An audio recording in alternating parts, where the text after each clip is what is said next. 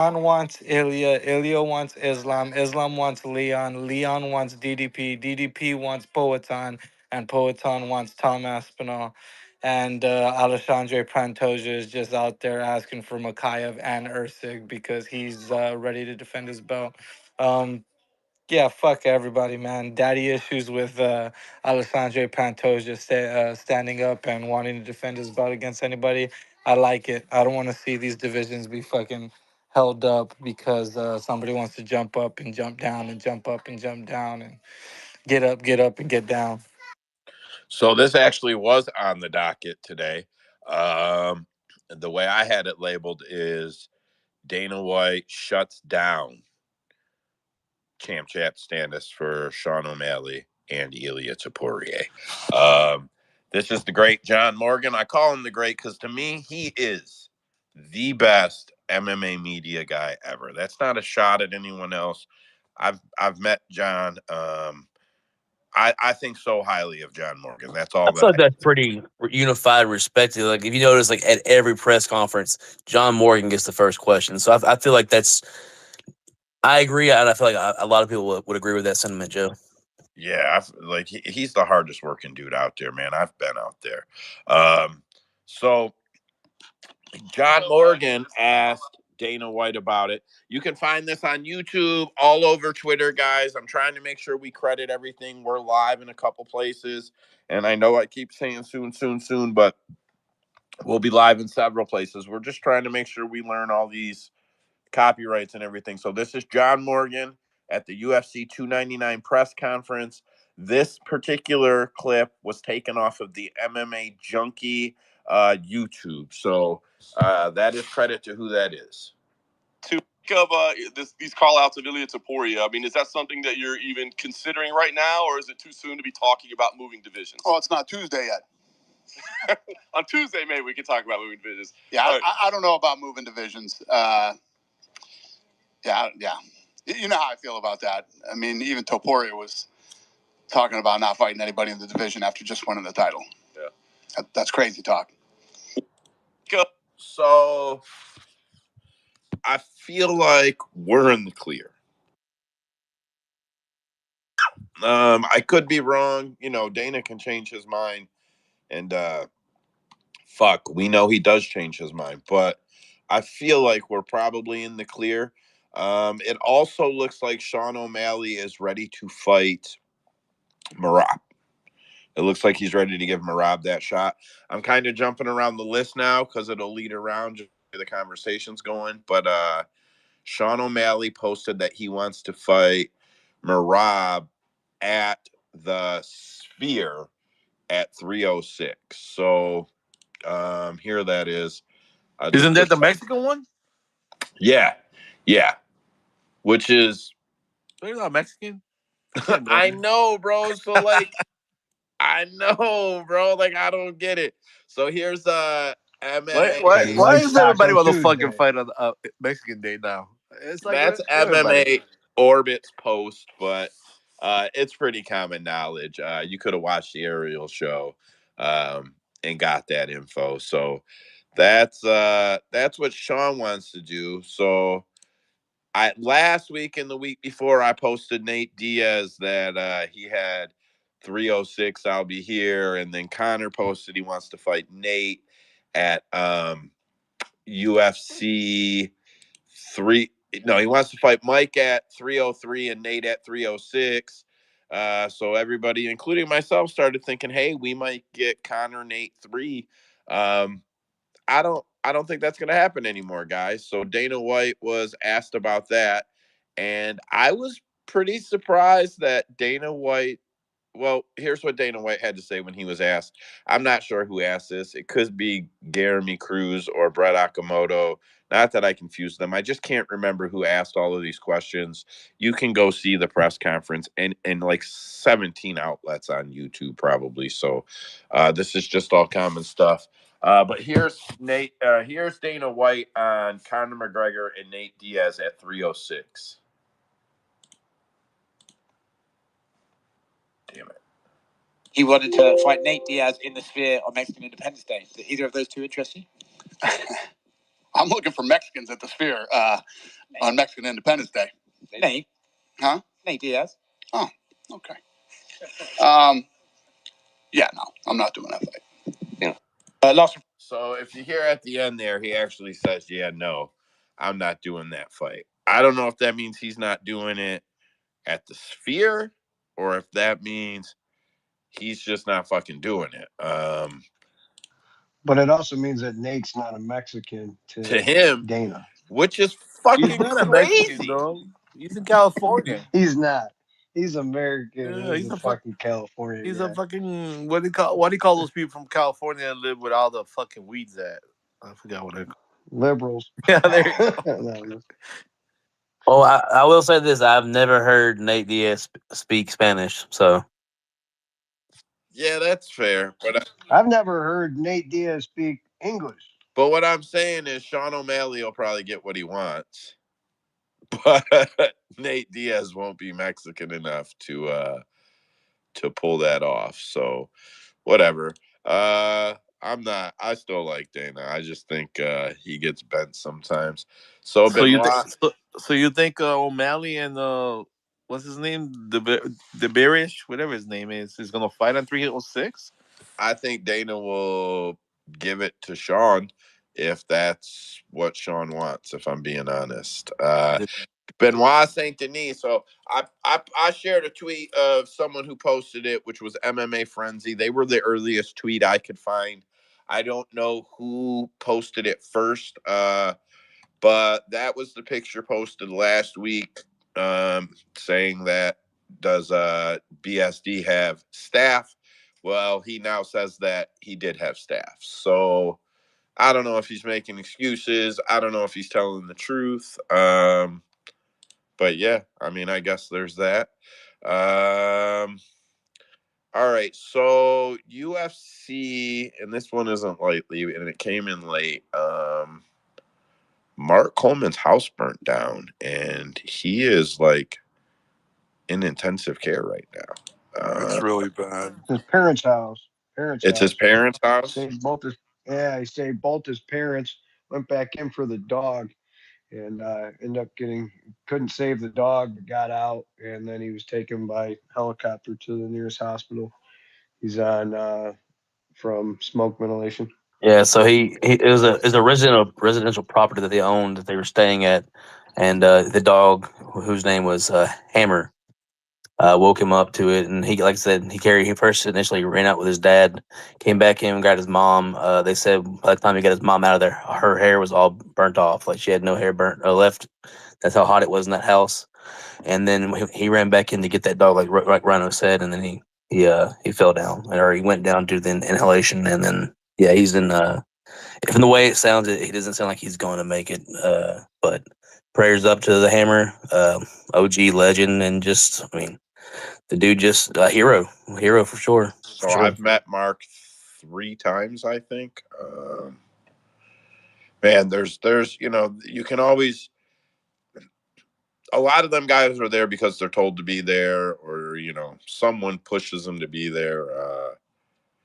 Man, I can promise you, no one had to make Mark Coleman do any of that shit. He absolutely great guy. You could just tell talking to him. Yeah, truly grateful to fans. At least is how it seemed, anyways. Yeah, I don't know. I think that's pretty sad. I don't want to just blow over it. I wasn't really sure how to hit it as a subject and not just blow over it. So pretty bummed about that. Cheeto Vera's house got broken into. Not much better of a note while he was losing a fight to Sean O'Malley. I shared that as well. I got a lot of bookmarks here. We are a Twitter-based brand, meaning even though we're trying to span out, I really have pushed the guys here to keep us on Twitter so we can keep this radio-like format where people can come on and off. And it looks like they're starting to add some video features, which is going to help us a lot. So I look forward to that. So Till you see how ugly we are, then you and just Oh, run I through know all hills. you motherfuckers are ugly. I can hear it in your voices. You ain't gotta tell I me. hope he finds I him. got a sexy voice. Excuse I'll have you me. know. I'm fine as There, fuck. Barry Manilow. I bet you they were racist thieves. Vinny said I touch myself all the time. I am Hell super yeah. fucking I hot. gotta take Hell down all my yeah. racist I'll Hey, be, flags. Joe, you know I'll I'm be handsome going as after hell. those girls. You Yeah, got so I'm a ginger, so just do with that with what you will. all I was right. So attacked by I 6 shared. women You're only yesterday. good at We Christmas. need somebody here without a soul.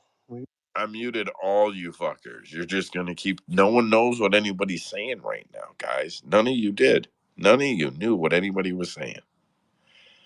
I All right. We got 9 minutes to end hot topics, and I'm gonna try to really stick with it tonight. So I shared MMA Orbit's share of Tweeto's post of I said Tweeto, man, that was shitty. Of Cheeto's post. Down from there, here's one of our topics, strictly Cap MMA based. Trace had a poll put up. Is Conor McGregor still the biggest star in the sport? Will his eventual return be as huge as his last one? Poll below. We got 11 votes so far. 63% say no. 36.4% say yes. I'm going to have to say this. Conor McGregor could fight uh,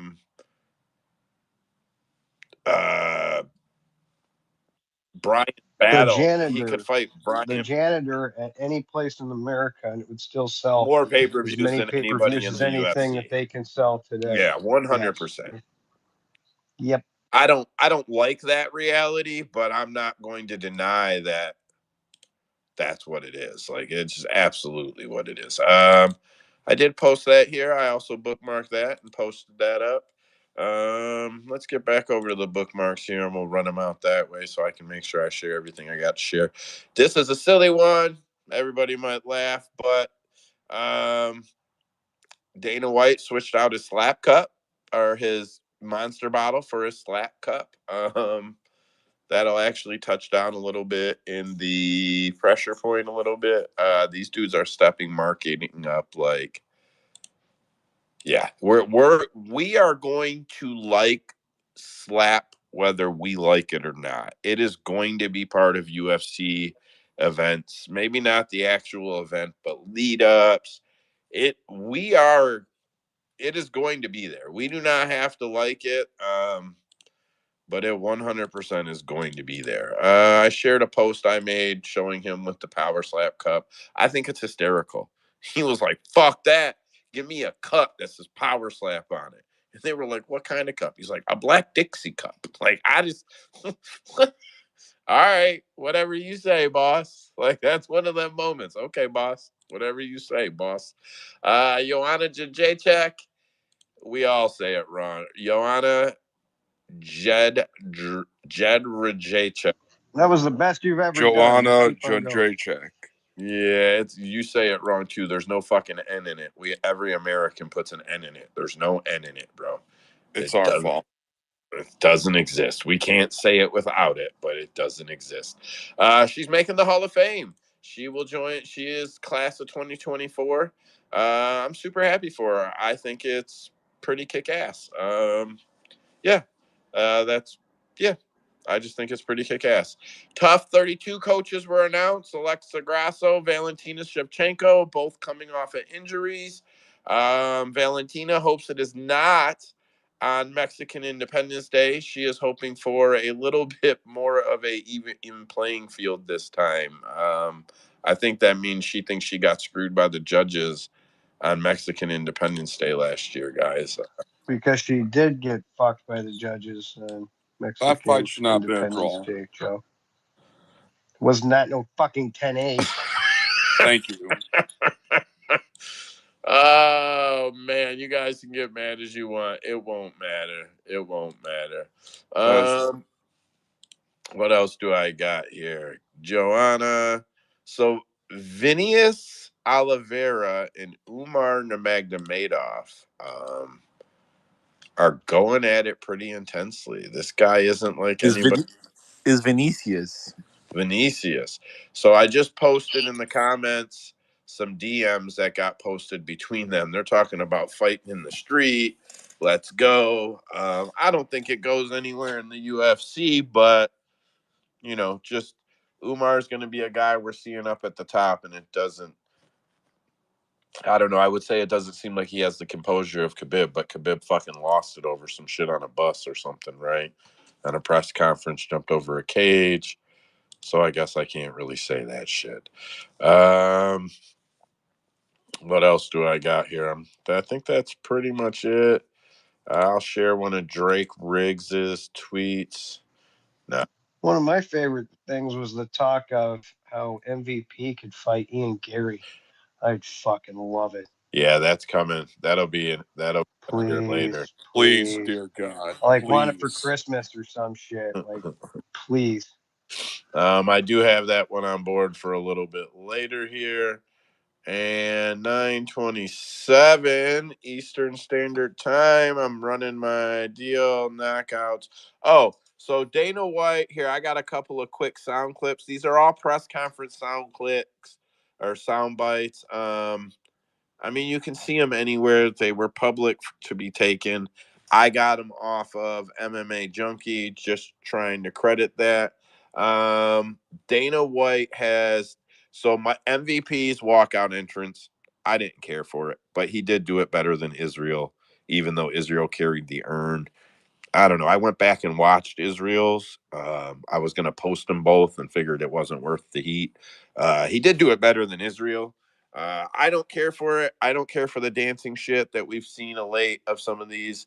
But apparently, do you think it makes it look too much like WWE or something?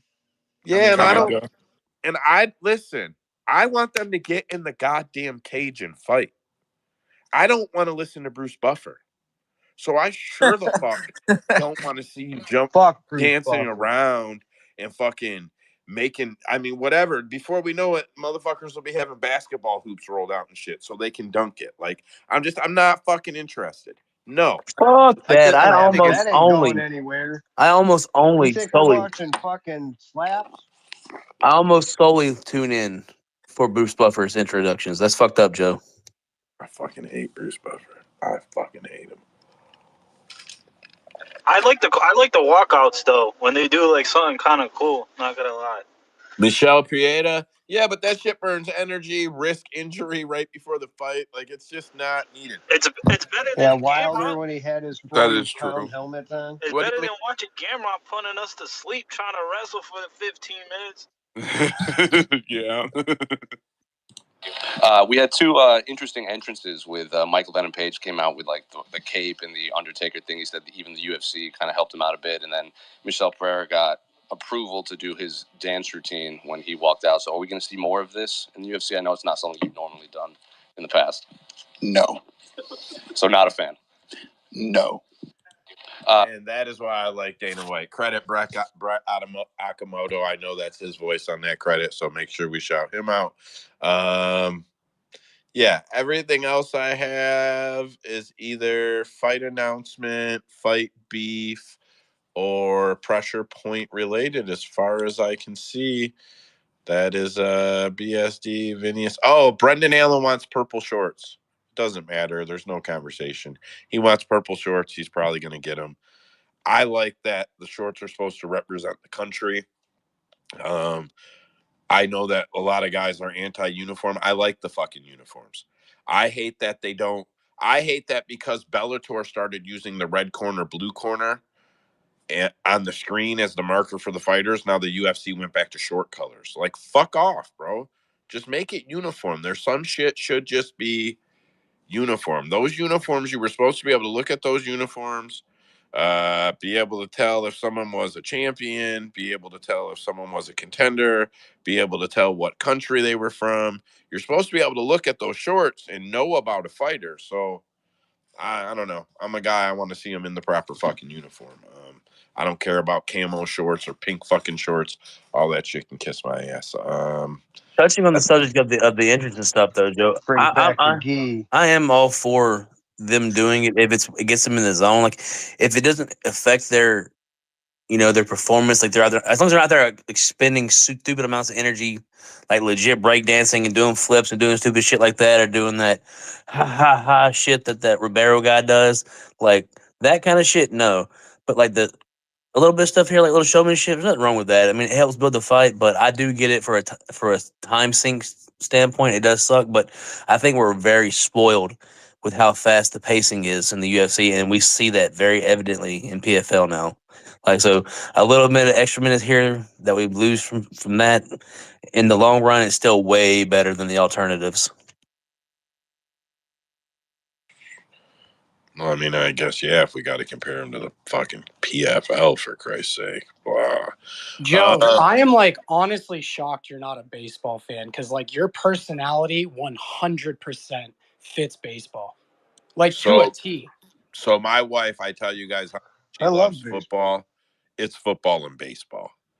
When it's not football, it's baseball for her. So I really enjoy baseball live in person. Really enjoy it. Can't watch it on TV. Not that guy.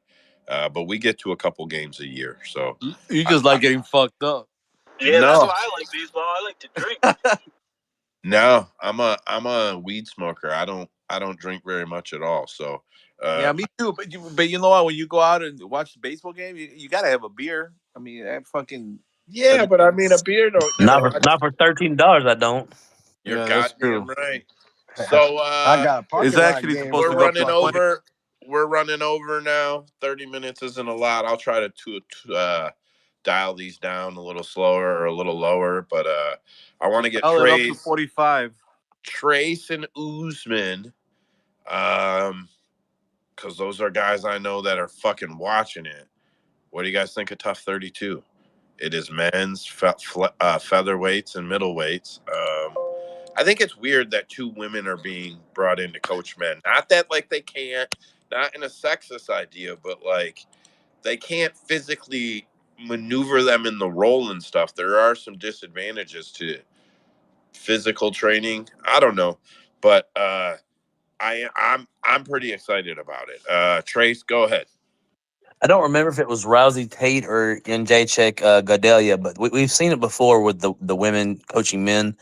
They were mixed seasons, I do believe. The season Juliana Pena won, she was on a mixed season cast with women coaches, if I remember right. I expected mixed, bro.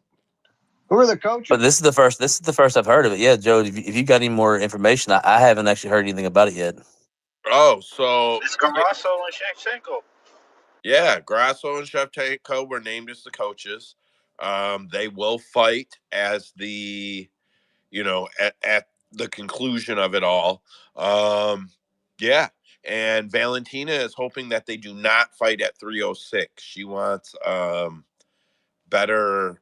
She feels like she got screwed. She didn't say that. She feels like she got screwed on Mexican Independence Day last year. So she doesn't want to fight there. Yeah, I'm perfectly fine with it. Here, I'm going to post an article that MMA Junkie posted on their website. It's not a tweet; it's an actual article. I'm going to post it in the comments One here. second, Joe. You said men's featherweight. Yes.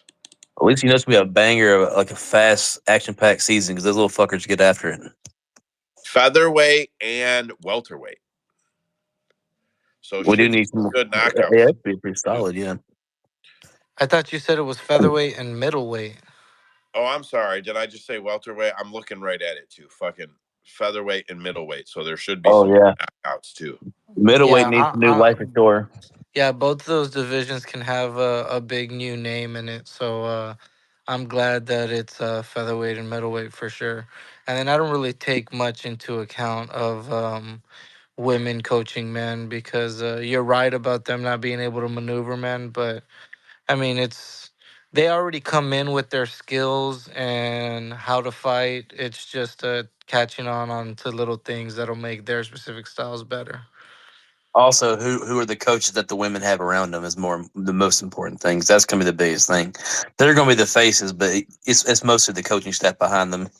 Yeah, I will say this: if Valentina brings her little crew with her, whoever is there should shut up and listen to every word they say. That is an elite little crew that nobody has really gotten privy to.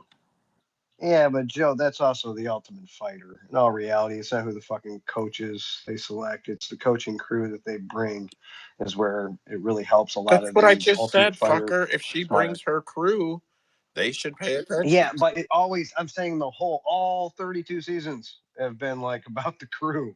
It's not ever been like how good of a I coach would are I you in would a fight. say the one exception to that would might be Tito Ortiz. Tito Ortiz was a fucking badass coach. I don't care. At least on the Well, some second of them take season it or the third serious. season, the season Juliana Bisping was Pena on. was a marvelous coach. It's also an entertainment show that they were put there not because of their coaching ability, just because of their fight. So yeah, they can make it competitive and stuff. And most of them were like American wrestlers and shit, so they love it because it's just competitive I feel sports. But in all reality, the guys that get on the teams and get on the show, they get the most knowledge from all of the other side coaches that are our true coaches in these gyms. Is all I'm saying. I feel like though this season, like you're gonna have good fights because realistically, Shevchenko's not a big talker. She's not a very controversial person. Alexa Grasso is not.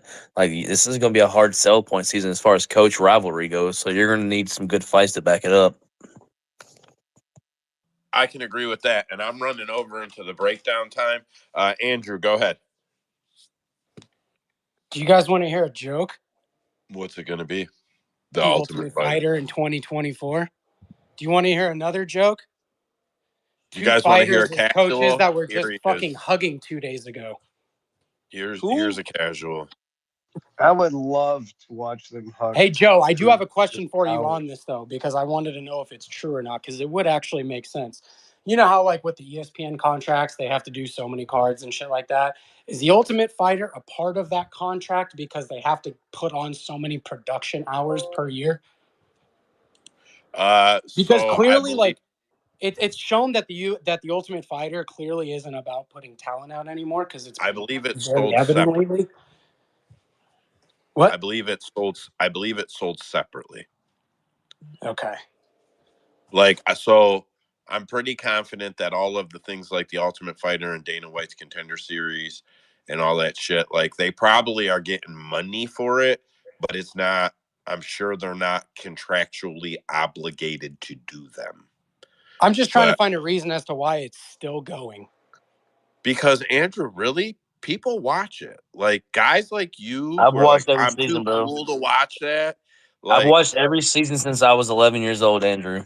Yeah, yeah, I've bro. watched Like them all too, but I mean, the last couple seasons have sucked. So it's the like, well, last what the season fuck am I was, watching for?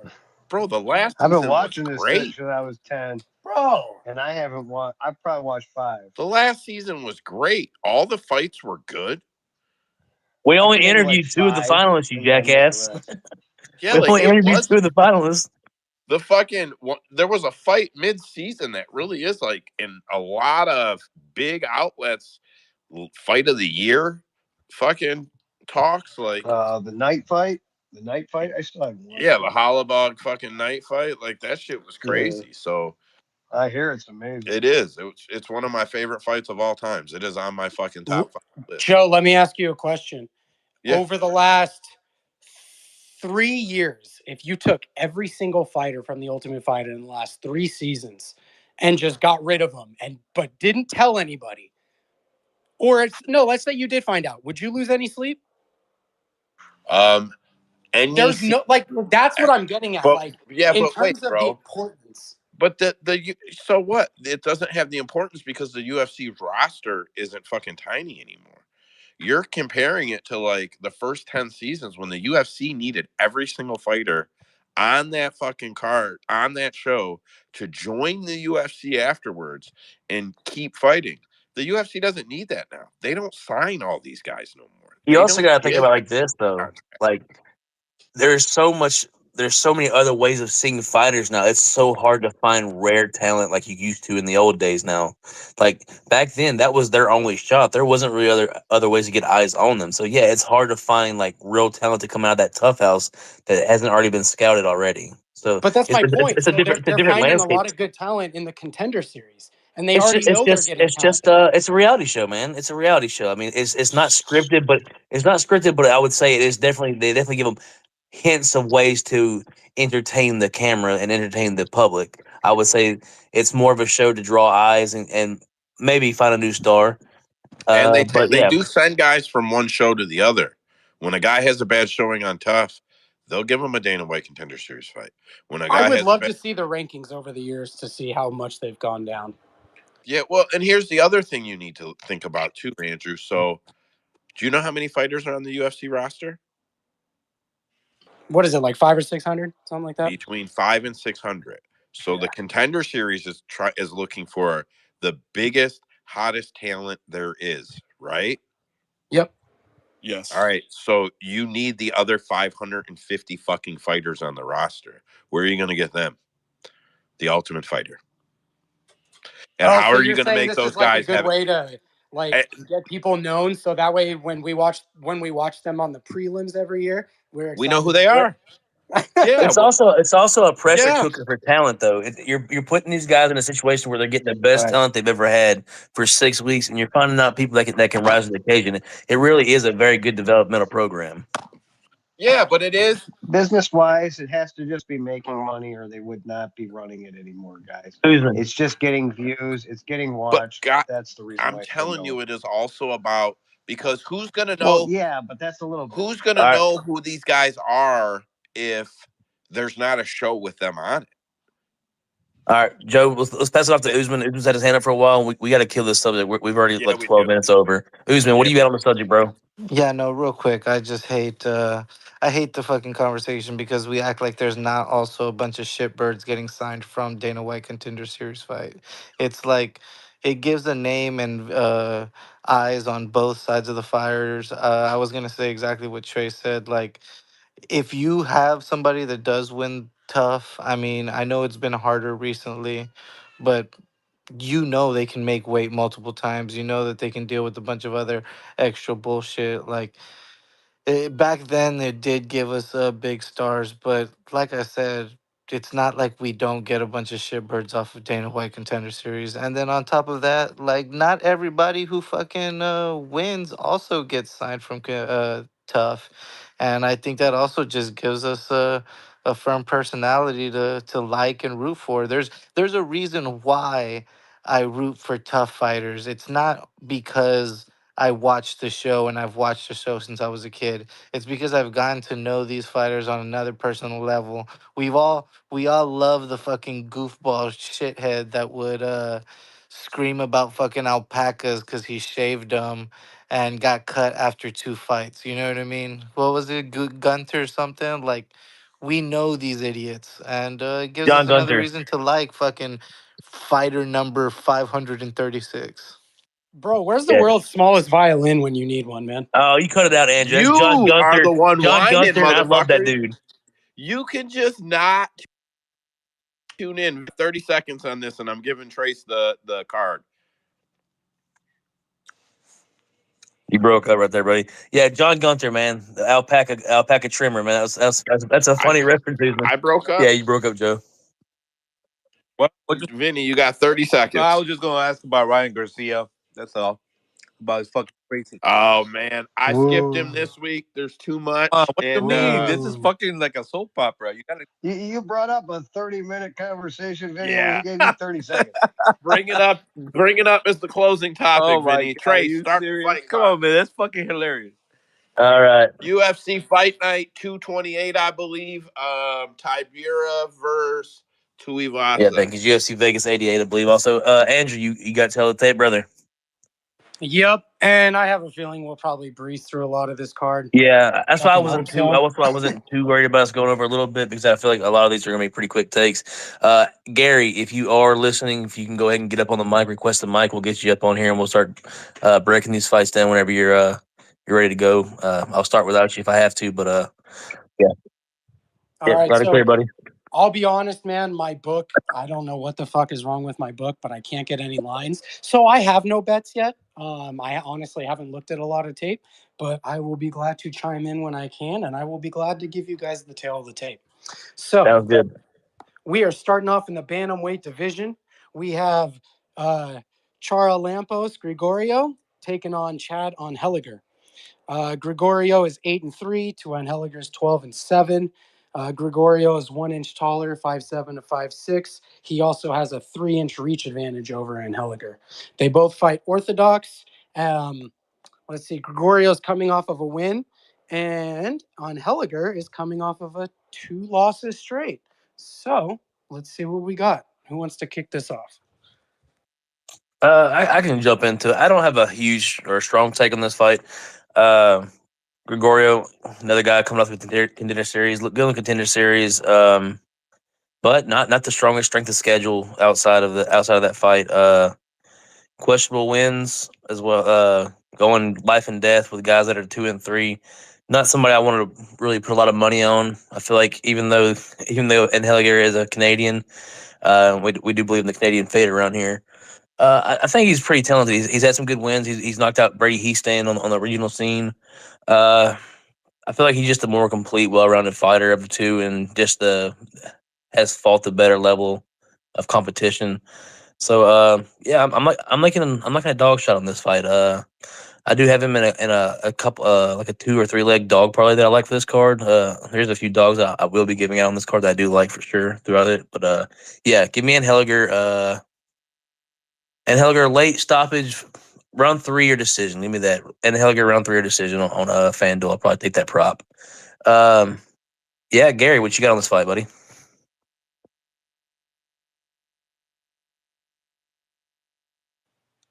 Gary's a speaker? He's a listener. He doesn't even have a mic. I know it's throwing me off Might too, want to but pick all somebody. right, guys, let him. Let's go. Gary, what you got? No, I think we're saying He's gone. Gary doesn't have a He's mic. gone. Well, he was just talking. No, he What? wasn't.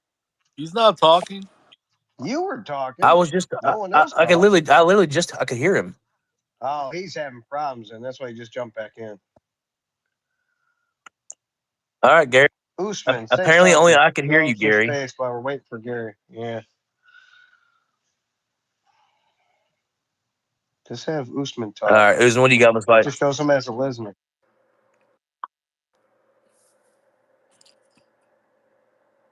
Uzman, what you got on this fight? Bro, if someone doesn't start fucking talking, Nah, I'm just fucking yeah. I can I talk. was I'm I gonna was say hoping fucking one of pay the y'all would say Canadian. like, man, now we can't hear Usman.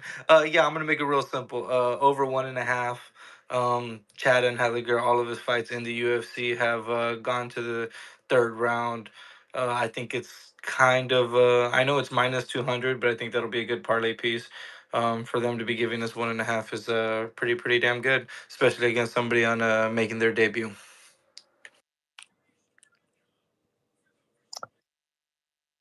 Off to Daniel. Excuse me.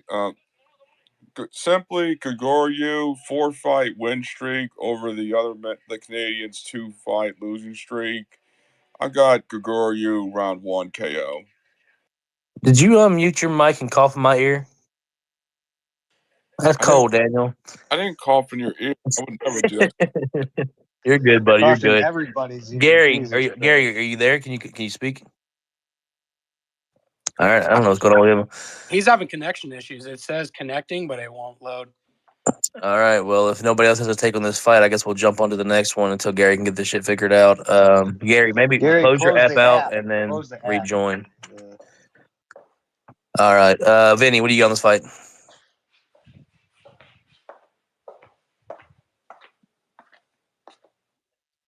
All right. Anyways, Andrew, Bro, on to the next is something fight. wrong with the spaces or what? I feel. Gary's in. Gary's All in. right, Let's Gary, go. what you got? You can hear me? Yeah, you're good, bud. All right, cool. No, I was just gonna say I don't know how to say his name, but CG, I don't really know how you can trust him. I feel like pretty much if you're good and you can crack, you should probably beat Chad and Helliger at this point, but and Helliger's the better fighter. And like a lot of people put stock in like camp, but one of the ways I reverse that is like if you've been fighting at Cerro Longo and you're 31 and we really haven't heard of you, probably a tall tale sign that you're not like at this level. So I don't really see how you can trust any guy. It's probably dog or pass. Solid point. I like it. Andrew, what we got next? we are heading over to the strawweight division. We have a matchup between Jacqueline Amarim versus Corey McKenna. Jacqueline Amarim is 7-1 to Corey's 8-2. They both average very high fight time, 14 minutes to 13 minutes. They are the same height at 5'3". However, and I love mentioning this every time she fights, Corey McKenna has a big reach disadvantage. She always does because she has the shortest reach in the entire UFC, and it's been that way since she's been in the UFC. Amarim has a 68-inch reach. Corey McKenna has a 58-inch reach. Yes, you heard that correctly. 58 inches, a 10-inch deficit. They are both coming off of wins, although McKenna hasn't fought in a while. They both have grappling skills. I think this should be a fun fight. Trace, you got anything on this? Yeah, man. I know you brought up the 10-inch reach advantage, but it shouldn't matter, man. Like, she's not a striker; she's a jiu-jitsu chick, so the reach advantage shouldn't be a problem unless she's developing her hands. But yeah, I think this fight it's Amarim round one or McKenna decision, which I don't think Amarim's going to get her out of round one. We have seen that she is very dangerous in round one, but she also slows down after round one. So yeah, give me the better all around fighter, the better striker, the better grappler. Maybe not the better jiu-jitsu practitioner, but the better wrestler. Uh, yeah, and then she's high pace, she's high energy, she throws a lot of strikes. She's gonna pepper. I don't think she gets I don't think she gets the finish here, but I do think she wins a decision. Yeah, I feel like it's a pretty solid spot for Corey McKenna. I believe she started off as a dog earlier in the week. I know I got her at minus 114. Couldn't believe I got her there. I feel like she's gonna be a clear favorite when it's all said and done. Gary, what do you got? Yeah, I think like this is one of those fights where like when you look at it, it just seems like really obvious in a way, but when you really peel the layers back, I think Amarim is. I think the line's about right. I think Amarim's a little bit underrated as a striker. And then like I think what would worry me as a McKenna backer is just that like if you look back at the Demopolis fight, like she will just roll around like expect her to roll around for 15 minutes with Amarim. Like you got to be prepared for that as an outcome. Um, she's pretty sound defensively on the ground, so maybe she doesn't get tapped because she survived pretty well against Demopolis. But Amarim's also more like sweep heavy, so I could see her getting on top at times. I don't know. I feel like it's just not as obvious as it may seem just at first look because McKenna has a lot of clear advantages. Gary, are you a DraftKings player? Like FanDuel or like our DFS rather? Yeah, I do like McKenna this week for this card. I think she's especially like I think she's 81 or 8200. I feel like her takedowns could be a huge scoring point for this week.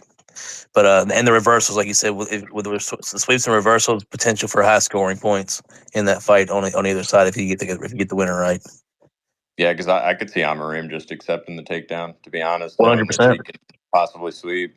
Yeah, and just you got control time takedowns, and then you get the peppering of the strikes and all that shit. That adds up quick. Yeah, I think she's a sneaky play because people don't trust women for betting them for a lot of things, and DraftKings seems to be one of those things. So sneaky play for sure. Joe, what you got on this fight, brother? Man, I'm a chalk guy over here when it comes to betting. I went 9 for 11 legs last week because I bet a lot of fucking chalk, but chalk wins. Play big parlays, then find your good spots and add them to spots that otherwise wouldn't be good. For me, the alternative over 1.5 is free here. I have zero sweat on it. I don't care about Jacqueline's. I don't give a fuck about any of her early round finishes. I just don't see how she does it this fight. I won't kill it with the breakdown. Yeah, the over 1.5 is super free to me. You find this one, you find another one, parlay it with a knockout, and that's how you make money. That's what I'm at. Usman, go ahead and tell us about that parlay you got working. Yeah, no, over 2.5. If you can take the alternative, which I can now because of Bovada, yeah, definitely take it. But I think over 2.5 is pretty good. Them tiny ass little arms of McKenna are going to help her out, and the submission threat from Amarin. A couple of other little things that I'll be looking at is Jacqueline by split. Neither of these girls I'd say are way better than the other in the striking. So if it does stay up a little bit, anybody can get hit. If fucking McKenna does stay on top or get swept, it might look pretty damn good for Amarin if she's getting some sub attempts in or something like that. Very good fight for a split in my opinion. They burned the shit out of me last week, but I don't have the option right now, but I might go back to Amarin plus 3.5, depending on the line, just in case she does get the submission, or she loses a close fucking split or something like that. You could do the inside the distance decision no action for her as well. That would be another way of playing it that way. If it goes to decision, even if she does lose, as long as she doesn't get finished, your money's safe. Daniel, what you got on this one? Well, you convinced me because McKinney has both on the. She's better on the standing and on the. She's more well rounded. Honestly, I was going with, uh, Jacqueline submission round one, but I totally forgot about those short arms of hers. It's gonna be harder for Jacqueline to submit her with those short arms. Therefore, she can be able to sneak out of it, escape. So with that said, I got Poppins by decision. Yeah, the round. I don't hate the round one prop. Like if you wanted to play that for a hedge, I don't think it's a bad look. The arm bar or the arm bar is the only problem with the short arms really because of leverage. Any other choke shouldn't be much of like a choke or anything shouldn't be a problem. It's just gonna be an arm bar more or less. It'll be a problem for her. But yeah, Agreed. I do. So Agreed. solid stuff there, buddy. All right, Andrew, what do we have next on the docket, brother? We're going to the featherweight division. We have Josh Kulabau. We have Danny Silva. Kulabau this is actually Baby's favorite fighter. Where is he at, man? It's been a while. Josh Kulabau is 11-2-1. Danny Silva is 8-1. Kulabau is 5'10. Silva's 5'11. Kulabau has a 3-inch reach advantage. He fights orthodox while Silva fights switch. Let's see. Kulabau is coming off of a loss. And Danny Silva's coming off of a win in this contender series fight. So he's making his UFC debut. I've seen some Danny Silva love today. It's a tough call, though, for Josh Kulabau to be your debut fight. Who wants to kick this one off? We'll kick it to Gary on this one. Let Gary get first take.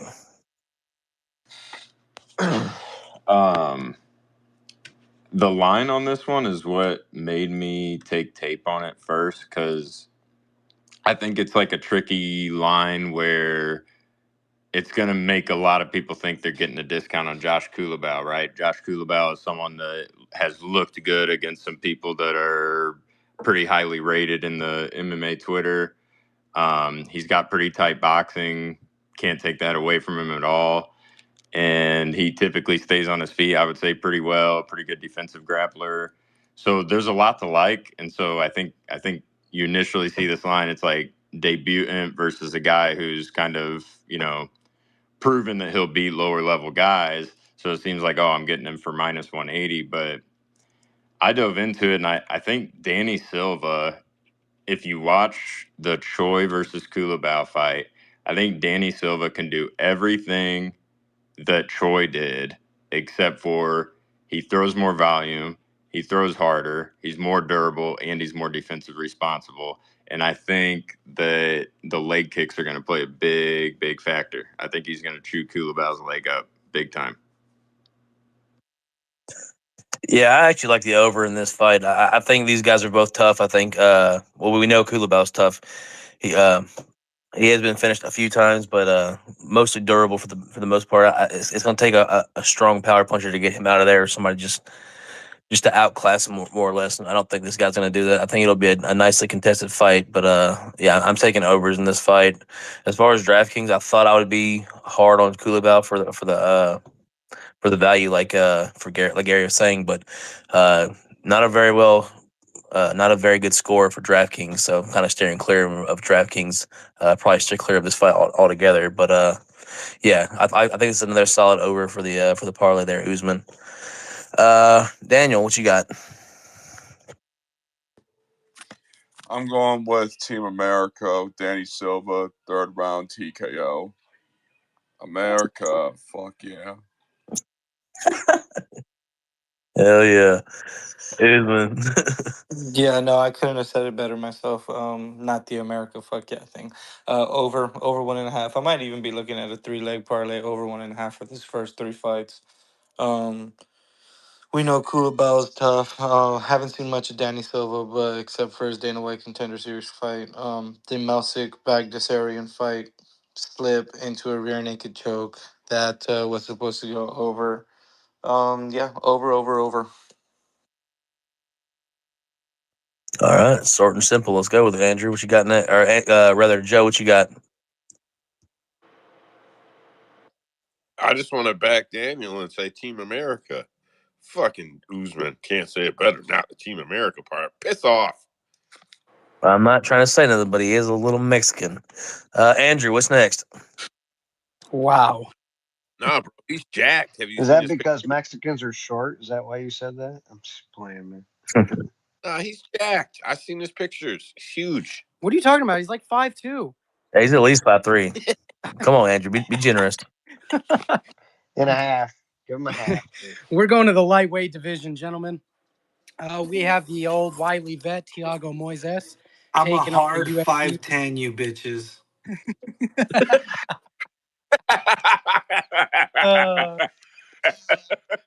Damn. You're so full of shit. You're like 5'2" That tops. means you're 5'9" at least, maybe 5'7". All right.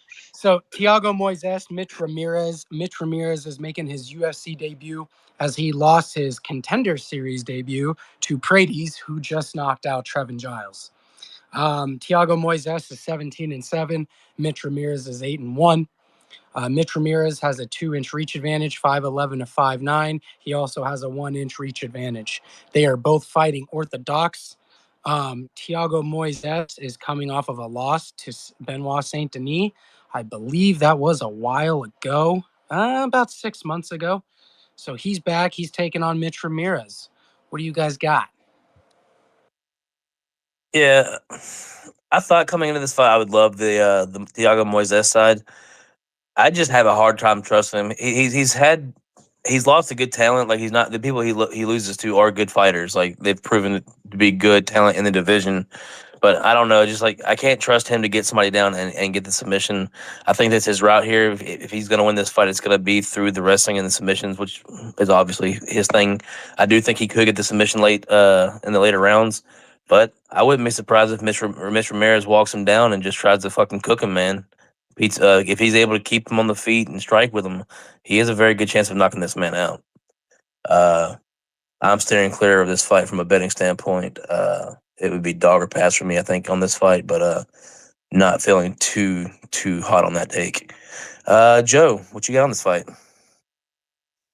Bro, just take fight goes the distance. No. Um, I feel pretty good about that. I just think that I think that if Tiago can't get it done, he'll get himself finished. I like I Andrew. Hate betting unders. I'll bet overs, but I I didn't hate betting say the unders. under. I said fight goes the distance. No, that gives you under 3 rounds, bro. Fair That's enough. not. I mean, you know, if that's not your thing, that's not your thing. I'm just saying, like, I like the fight goes the distance bets. I look at those as like, I feel on the counter side the same way as I feel about taking the under 1.5 when it's the alt. Like, if you think it can go 2.5, the 1.5 is safe. If I you think, can't wait to talk an under on the fight later. It's gonna be good. yeah. So, anyways, that's what I got, bro. Gary, what you got on this fight? I don't got anything. I didn't really tape this yet, especially with how wide of a line is. But some of the takes that I've heard got me pretty intrigued in Mitch Ramirez because the line isn't. I mean, for for facing such a veteran and being a pretty unknown guy, the line's not crazy. So that tells me that he's not completely terrible. Yeah, no, he's another contender series guy. If I'm not mistaken, I forget who he lost to.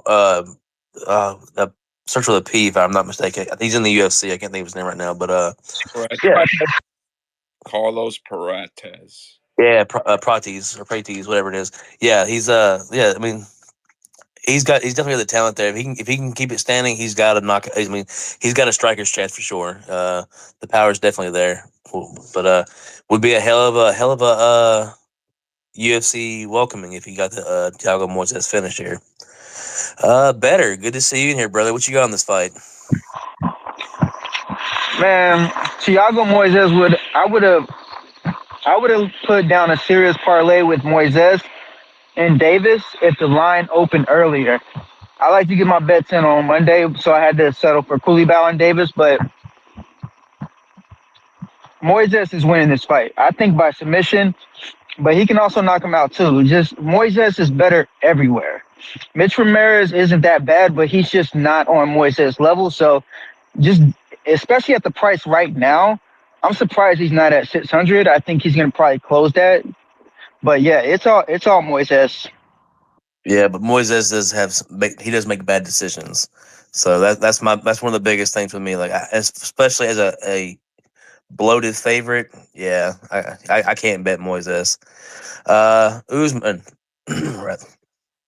That's what I was saying, Trace. If he doesn't get the finish, he's gonna get himself finished. He's not gonna make a bad decision that takes him 3 fucking rounds, in my opinion, bro. If he fucks up, fight's over either way. So I don't know. I didn't mean to jump back on it. Anyway, Usman. Yeah, I don't really have a take on this. I just like to hear myself talk. Yeah, I really don't understand why all the people are hating on what's his name, Moises. And it's not just y'all. I mean, I've seen people. I was gonna ask, like, how good is Mitch Ramirez? Because I don't even remember his contender series fight. And He lost, I think, I've bro. seen other I think he people. lost if I He remember. got beat the fuck up. That's I've what seen happened. other people Yeah. on Ramirez, and it's like when I look at Moises, he's like RDA without all the credentials in the sense of like he's just fucking signing up for any other fight. If that's the stupid thing that he does, is that he just takes whatever fight they give him.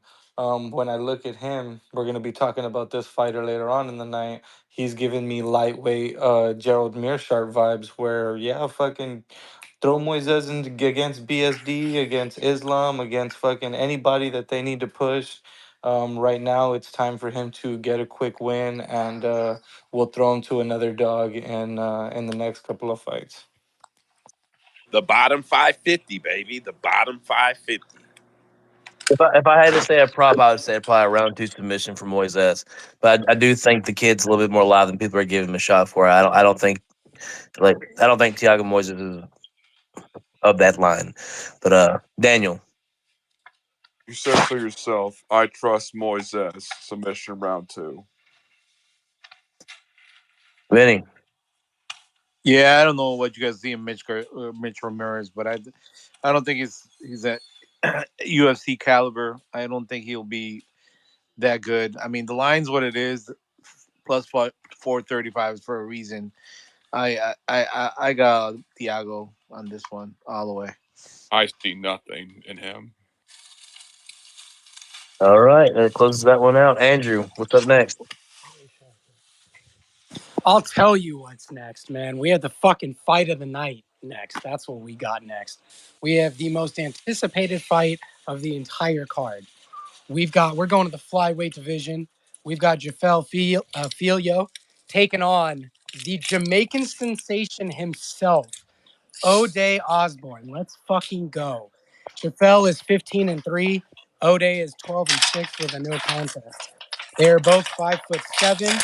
However, O'Day has a. Yo, Dad, can you mute your shit, bro? Thank you. Dad, are you alive, bro? It sounded like you were getting drive-by, bro. Are you all right? No, dude was pouring a bowl of cereal or something. That's what it sounded like. So O'Day Osborne has a 73-inch reach to Jafel's 68-inch reach. Jafel fights Orthodox, and Ode fights Southpaw. Ode, unfortunately, is coming off of a loss, and Filio is coming off of a win. Clearly, I am extremely biased in this fight. I'm not going to lie. I'm extremely worried. I think the grappling of Filio might be a huge problem for Ode, but let's go, Ode. O'Day is getting subbed. Why you got to go that route, though? Why you got to do that? No, man, I think Jaffa or Hoffel, however you say it, I think he's gonna be a problem for anybody that he can get a hold of and get down. You tell it, Bug. Anybody that he can get down and get his hands on, the dude's nasty on the ground. You saw how deep that knee bar was on Mokayev in the third round. Like this kid's nasty, or this man's nasty. I think he's gonna be a problem for a lot of the lower echelon of the that division. What about you, Gary? You know what's crazy, though? Sorry. Is given his grappling advantage, I looked today, he's only like a minus 180. I would have expected it to be a little bit wider. Well, O'Day does have. I mean, he should have some bit of a striking advantage on the feet, but Joffel does have. It seems like he does have some power in his hands himself. But yeah, I think this is Philho's fight to win. Gary, what do you got? I'll probably take a small flyer on O'Day here, just because the line I think's a bit wide. I think he's definitely Jafel definitely mixes his game up well. Like I think that's underrated for sure. But O'Day definitely will have the striking advantage. I don't think Jafel will get him down too easily. If he does, it might be over. But I'll take my chances on plus 155. Yeah, I don't hate it. I would like to see O'Day win. Uh, seems like he's a very likable guy for sure. But yeah, he definitely has holes when it comes to the submission game. Better times. What you got?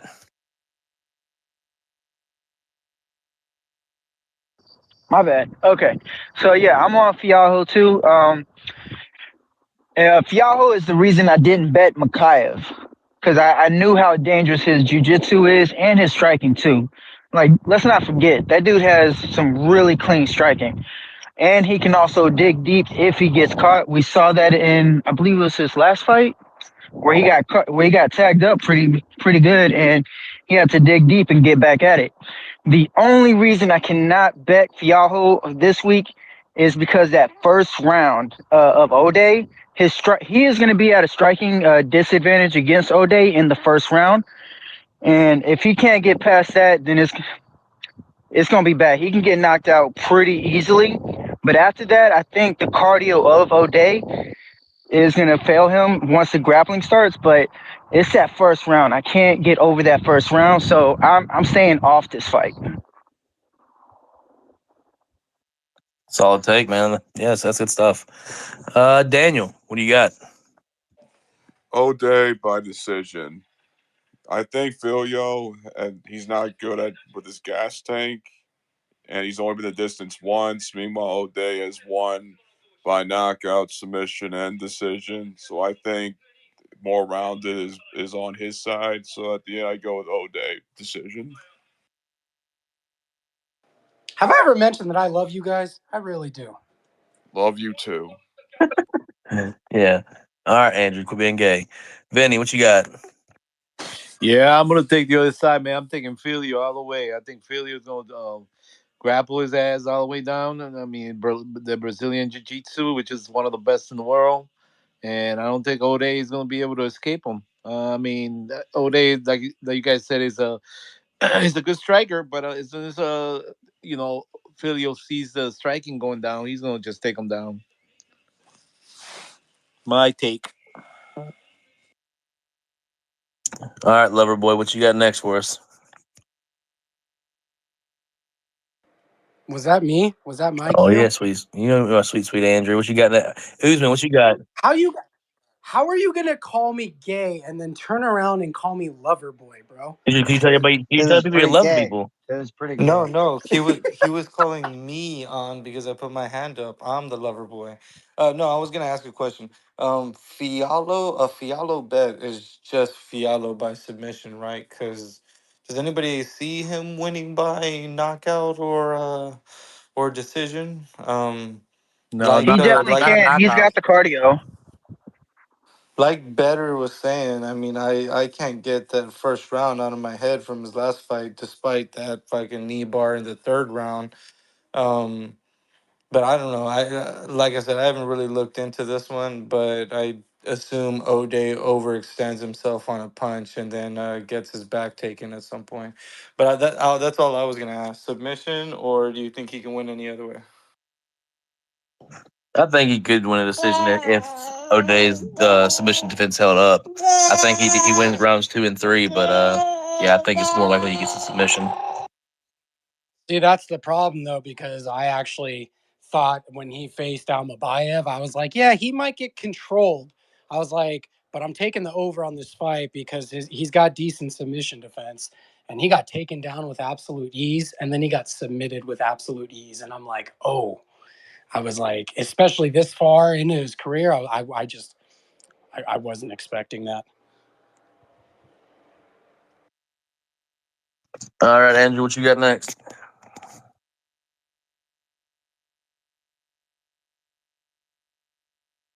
We are going to the bantamweight division. We have, I would say, probably the shortest bantamweight in the UFC. If not, she's right down there. Josiane Nunes. She is taking on Miss Run Backwards and Run into the Cage, Chelsea Chandler. Nunes is 10-1. Chelsea Chandler is 5-2. Has the height advantage. She's 5'8" to Nunes is 5'2". However, she only has a 1-inch reach advantage. That's interesting.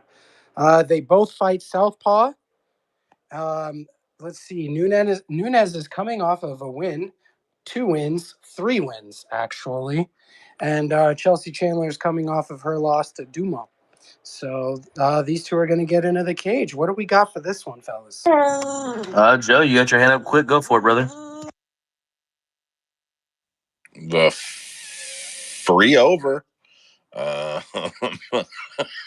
I know, like, oh, surprise, Joe's gonna take a free over, but free fucking over. I'm not taking the over 2.5 at -140. I'm greedy and stingy, but I also like to keep my change in my pocket. So I'll be looking for the alt 1.5 when it drops. If nothing else, Chelsea Chandler can run for 7.5 minutes. We've seen that. So, yeah, I'm on that shit for sure. I don't. This is not a fight that I taped anything for, or that I will tape anything for. If I'm being honest, I would have to. Have an inkling of a belief that Nunes could get the finish, because I definitely don't think Chandler can. And I just don't. So I'm taking that over and I'm rocking that pitch all day. Trace, you got anything on this one? I'm steering clear of this fight, man, but I think this fight could be an under, dude. I feel like Chelsea Chandler could run through her if she went through and put the pressure on her and just went for takedowns and got her down. I think she could get the submission. But at the same time, I feel like Nunes at any point could crack her and put her in some serious trouble. So I'm just from a betting standpoint, I'm steering clear. But I'm actually this is one of the fights I'm actually targeting. Sorry about my kid. Targeting from a drafting standpoint, I feel like whoever wins this fight probably scores well, because I think this fight does get finished at some point. Gary, what you got? Kid's got a better speaking voice than you do, Trace. Don't worry. I've been to that. I'm just fucking with you because I know you don't think it's great, bro. I'm just fucking with He does. Gary, go ahead. I think it's probably pretty close to a coin flip. Hey, tell that little nigga to shut the I'm a, fuck up. Hey, Bro. tell that little nigga to shut up before I smack his ass. It almost sounded like he said "fuck you."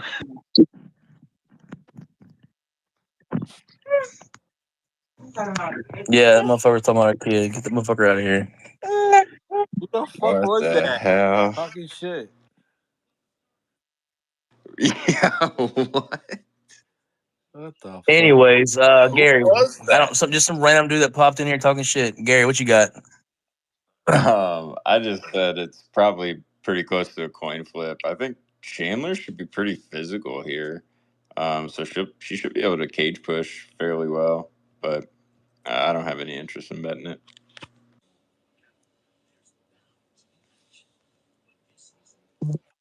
Better times.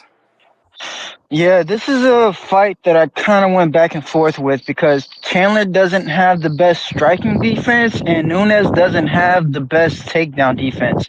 And they can both finish each other if they get if Chandler gets on top, she can definitely just finish her. She has a finishing style when it comes to her top game.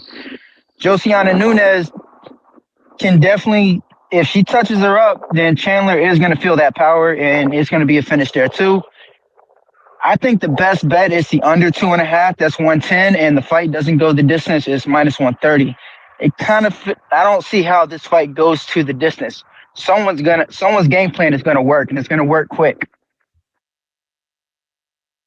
Nunez is pretty small, though, Oh, right? shit. What?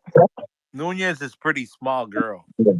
She is for that weight class for sure. She's definitely not. She shouldn't be in that weight class. She should be down in one of the smaller classes for sure. Last time I saw her fight, I was like, man, that girl is small. What the fuck? But she packs Dude, a it's like you guys punch. don't bring up my interest. Daniel, go ahead, bro. This is not a coin flip for me. I remember Chandler brutally knocking out Storyalenko in round one. Man, that was brutal. The way I see it, I got Chandler by third round knockout. If you train with the Diaz brothers on the regular, yeah, you better be well rounded. So I choose Chandler third round TKO, third round KO. But she's not well rounded. Oh, you get what I mean. All right, we'll close that fight out there. I do think that's gonna be a interesting fight. I do agree with you better on the under. That was more or less what I was getting at earlier. But yeah, I think it's gonna be a very interesting fight to see if Chandler still got them sprinter legs or not. Andrew, what you got? We're taking off to the lightweight division. We have Natan Levy taking on space favorite Mike Beast Boy Davis. It's been a while since we've seen him fight, so I'm excited to see him. Natan Levy is 8-1. Mike is 10-2.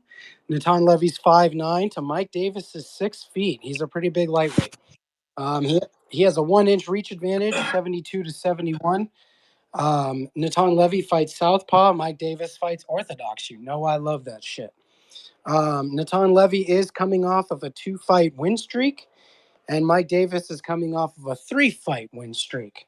I think the line kind of suggests how it is. It's a huge line in favor of Mike Davis.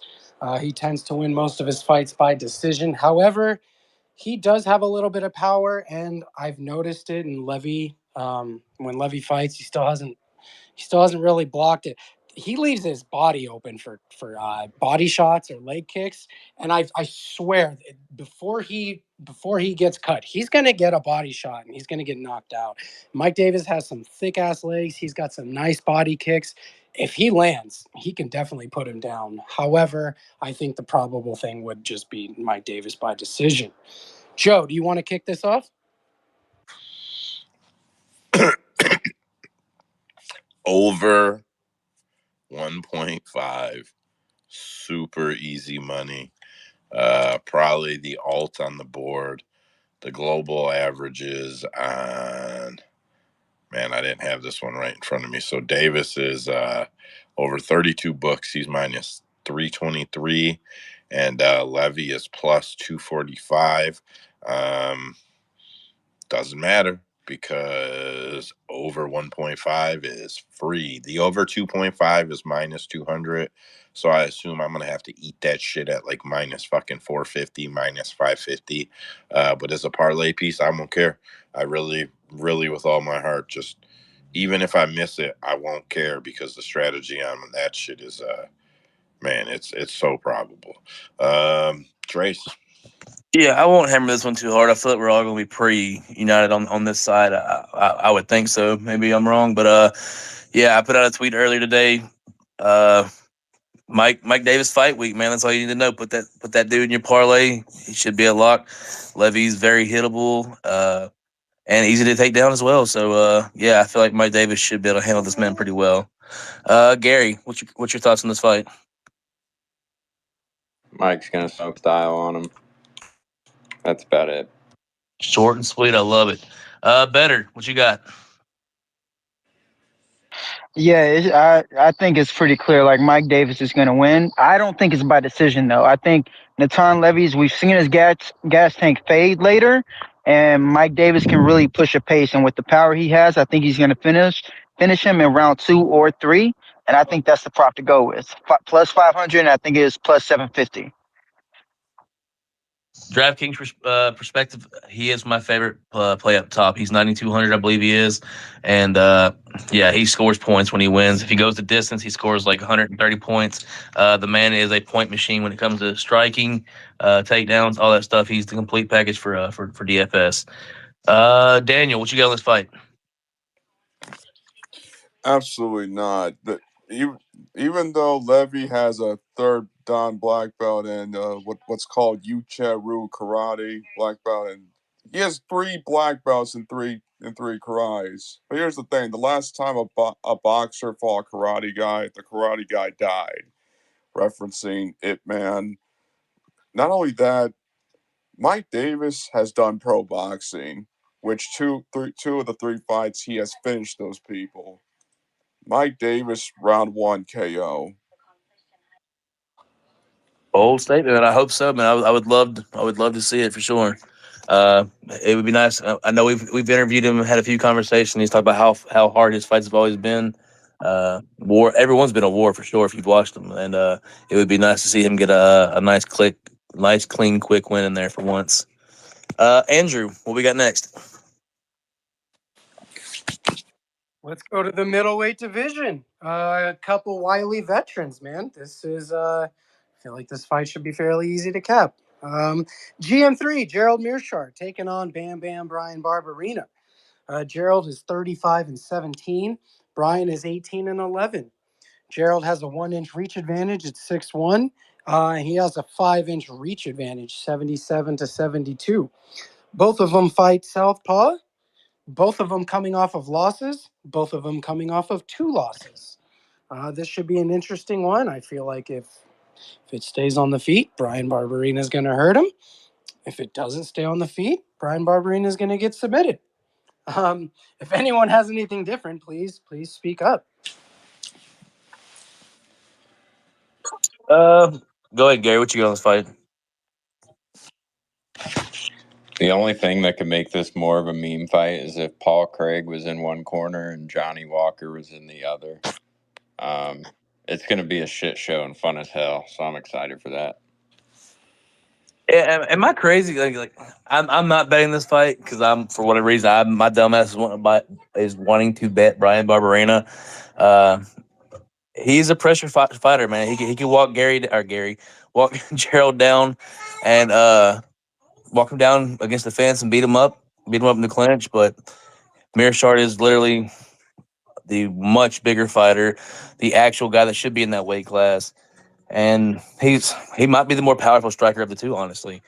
But Mearshart has been known to get knocked out a time or two. But yeah, I think GM3 should be able to take him down at will and eventually snatch up that choke or armbar. Better times. What you got? Yeah, I don't think the whole Brian Barberena walking him down thing is going to happen. He went up against Mahmoud Muradov and he fought Bruno Silva, and he was able to strike with him. Now, even let's look past that. Now, the way he's been fighting, he has way better striking defense. Like, you notice how he's putting more work into his defense. So it's going to be a little bit harder to hit him. And this little thing that he's been doing has been helping him set up his takedowns. He's not just going to go for it all wild and shit. So even though his striking is not the best, he can hang with some of the best. With his striking defense and his ground game, we all know how he's going to win. Is Gerald Mearshart by submission plus 110. Just lock in your bets now. That's free money right there. It's probably another GM3 round 3 submission. So probably I probably hit the round 2 or 3 sub prop on FanDuel. It's probably gonna be a good look. I don't know what the number is because they're pretty late on dropping props, but I'll probably hit that one for sure. Daniel, what What you got? Now this fight was indeed a coin flip for me. I like both guys, so I had to really go into depth of who can do better and what so on and so forth. So, in summary, out of the two, Gerald has four. Wait, yeah, he has 6 records in the UFC right now. Plus, he's a 2-time forward champ. If anything happens, I'll just say if either one wins, it's either Gerald by submission or somehow, some ungodly way, Barberini gets a decision. But I'm going with Gerald submission round 1. If he doesn't do it in round 1, he'll submit him anyway. You can't ignore that 27 submission wins. I'm just saying. Yep, he has the record for middleweight division for submissions. Very good point there, Daniel. Vinny, what you got? Well, all I gotta say is that Barberena, even though he's Cuban, man, I can't stand that dude. He's like all fake. He moves weird. He's awkward for his body. I don't know, man. I got Musher right. MG3. If he can't beat him, man, I don't know. Barberena ain't that good. Cuban. I thought he was a farmer from Minnesota. That's what Oh, I didn't know he was Cuban. Barberena. Joe. Yeah, Barberena lives in Miami. He trains in Miami. Well, not everybody from that is in Miami is Cuban, Bubba. Joe, what you got in this fight? Oh, yeah, they are. He said, "Oh yeah, they are." You've never been down there. You better go down there. You'll see what I mean. All right. Fight goes the distance. No, I'm not repeating all the shit you guys said. Fight goes the distance. No, I'm building a parlay here. I've given 5 legs. Amorian McKenna over 1-5. Moises Ramirez fight goes the distance. No. Chandler Nunes over 1-5. I'm Davis Levy over 1-5. Barbarino Mershart fight goes the distance. No. All right, Andrew, what's next? Bantamweight division, that is next. We Whoa, have, is this the main card here? Yes. yeah. Oh, all Second right. main card. That's the second main card. Second main card. GM3, yeah, GM3 and frickin' Barbarino was the first fight of the main card. Okay. Got so and what is it? 6 fights on the main card? Go ahead, Joe. Yeah, Go that's ahead, what Joe. If that's you that got bottom Darce group. loaded up, go ahead, buddy.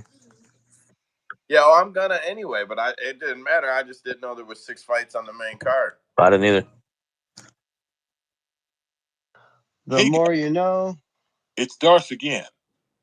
I just wanted to take a minute and remind you to visit our site capmma.com. Our odds board is connected to over 50 sports books. If a book is offering fight odds, CAP MMA will have them. Why go to Cap MMA for your odds, you may wonder? Well, there's a couple reasons. We have several quick visual markers to speed up what you're looking for. We highlight the best odds, the worst odds, line movements, and flips. While you're there, don't forget to check out our Parlay Calculator. It allows you to compare live odds at every book with a few simple clicks. Turn parlays to on and check the compare button. You might think you're getting the best returns for your money, but it never hurts to double check. We have live rankings, betting tools, external resource listings, and the most up-to-date headlines from the best news sources, and you'll never have to leave the board for any of it. Not to mention it's both free and ad-free. CapMMA.com. Thanks for the promo time, boys. Andrew, what's next?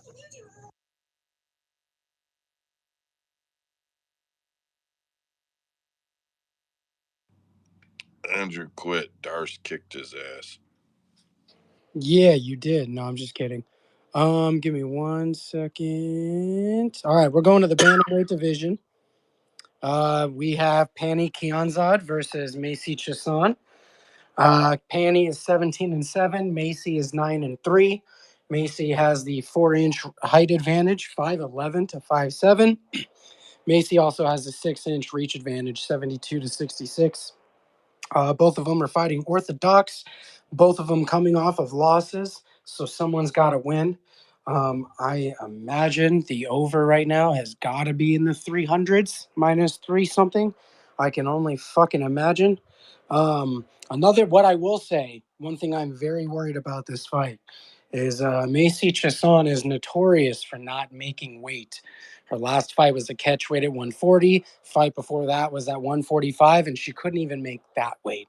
So don't be surprised if this fight gets canceled or if Macy just flat out misses weight, because now we're going a division lower than what she fought at last time, and she still couldn't make the weight. So who do you guys have on this one? Man, I like Macy and I like Penny, but I'm kind of steering clear of this fight, man, because I feel like Macy should win this fight with the wrestling pretty easily. She should be able to go out there. She's a much bigger girl. Should be able to out muscle her, outsize her, and then eventually maybe get the finish, but most likely a decision. But I'm kind of worried after seeing that fight with Aldana, with her winning the fight and then getting a heel kick to the body, and then going down to a body shot. Is she weak to the body? Is she susceptible to getting hit to the body now and going down? Are people going to see that she's weak to the body, start targeting? Penny's got good boxing. She does mix with the body shots pretty well. Could she put her down with a body shot? I might be tempted to take the Penny Kanzad finish only decision no action prop, just in case that I figure it might be a pretty juicy line. And yeah, man, like I said, I thought for sure going into this I'd be all over Macy, and I probably should be, but I do have my worries, so I might just steer clear of this fight. Uh, unless if I don't, I'll be taking that prop I spoke of. Usman, I know you're a Penny truther. What you got, brother? Yeah, I love me some Pani Kianzad. I love me some tough fighters, so I like me some Macy Chiasson as well. And this is not me turning my back on Pani, because the last time I talked about her, I was saying this was a lock. I had put a good chunk of change against Ketlin Vieira in that last fight. And you know what? It was just simple fucking takedowns that really effed me in the A, if you know what I mean. Um, no matter what, takedowns or not, I really do think that this one is Macy's fight simply because of the forward pressure. The best bet on this is going to be over or goes to decision, because Panny doesn't have missing teeth for no reason. The girl's fucking tough as hell. No matter what, I think she's always going to take us to the decision line. But I do think Macy can clench her up, use her big ass fucking body against her, do well enough striking from a distance, and then she does have the strength to get some takedowns as well. Love me some Panny. I would love to go for it here, but it's tough versus tough. So give me the fighter that I think just has the better chance in this fight. Macy Chiasson and over. What happened to loyal fans, man? Jesus. And I know most people are gonna be like, "Well, she finished her last time. She's probably gonna finish it this time." Just remember, most rematches don't usually work out the same way. Most of those fights usually go the distance. They don't always end up the same way. So I feel like both these women have both improved maybe not to the same extent, but have both improved since their last fight. So it will be a different fight than it was last time, I do believe. But we'll see. Joe, what you got? I just wanted to see if Usman can elaborate on what he meant about F in the A, if you know what I mean. Everybody's watched Chris Farley movie. I don't think I need to get into it, but you know I what I think mean. I'm pretty sure you're talking about the NFL free agency. That was the F and the A button. Saquon went to the Eagles. If you didn't know. Gary, what do you got on this fight? Wait, who? What the fuck? I don't. You just spoke foreign language to me, He bro. said I just Saquon. He said, "Say what?" Gary. You went to the Eagles? also over 1.5 is free. Oh, that is probably a very yeah. I agree with Usman and you, Joe. The over is probably the right play. What am I? Why am I complicating things? Gary, what you got? Yeah, I think Macy's gonna do her thing and just wait bully. That's how she wins fights. It works really well in women's MMA until you get to the very, very, very highest levels. And yeah, I just think she's gonna be more physical.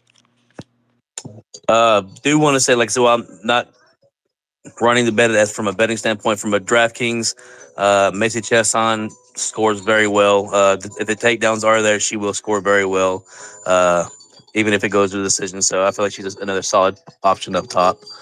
Better times. What you got? Yeah, I think yeah, it's Macy all the way, but I don't actually think this is going to a decision.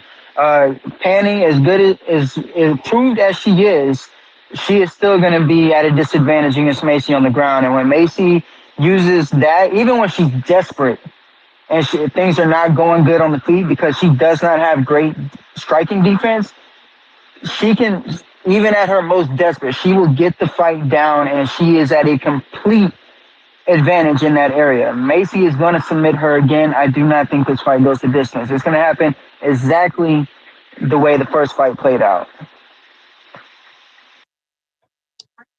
All right, Daniel, what do you got on this fight? I hate this fight. I call bullshit on this, and I bet that this fight doesn't happen. What is Penny trying to do? Are you trying to do a Forrest Griffin versus Stephen Bonner 2? You lost the Ultimate Fighter. Get over it. You she is the last person that actually finished you. Now you want to lose by a knockout? I don't know what's going on in Panay's mind, but I call bullshit on this fight. Macy, Chasson, third round TKO. This is bullshit. All right, solid stuff there, Daniel. Love the take. Andrew. Bro, that was great. The timing of that, man. Just spitting the facts.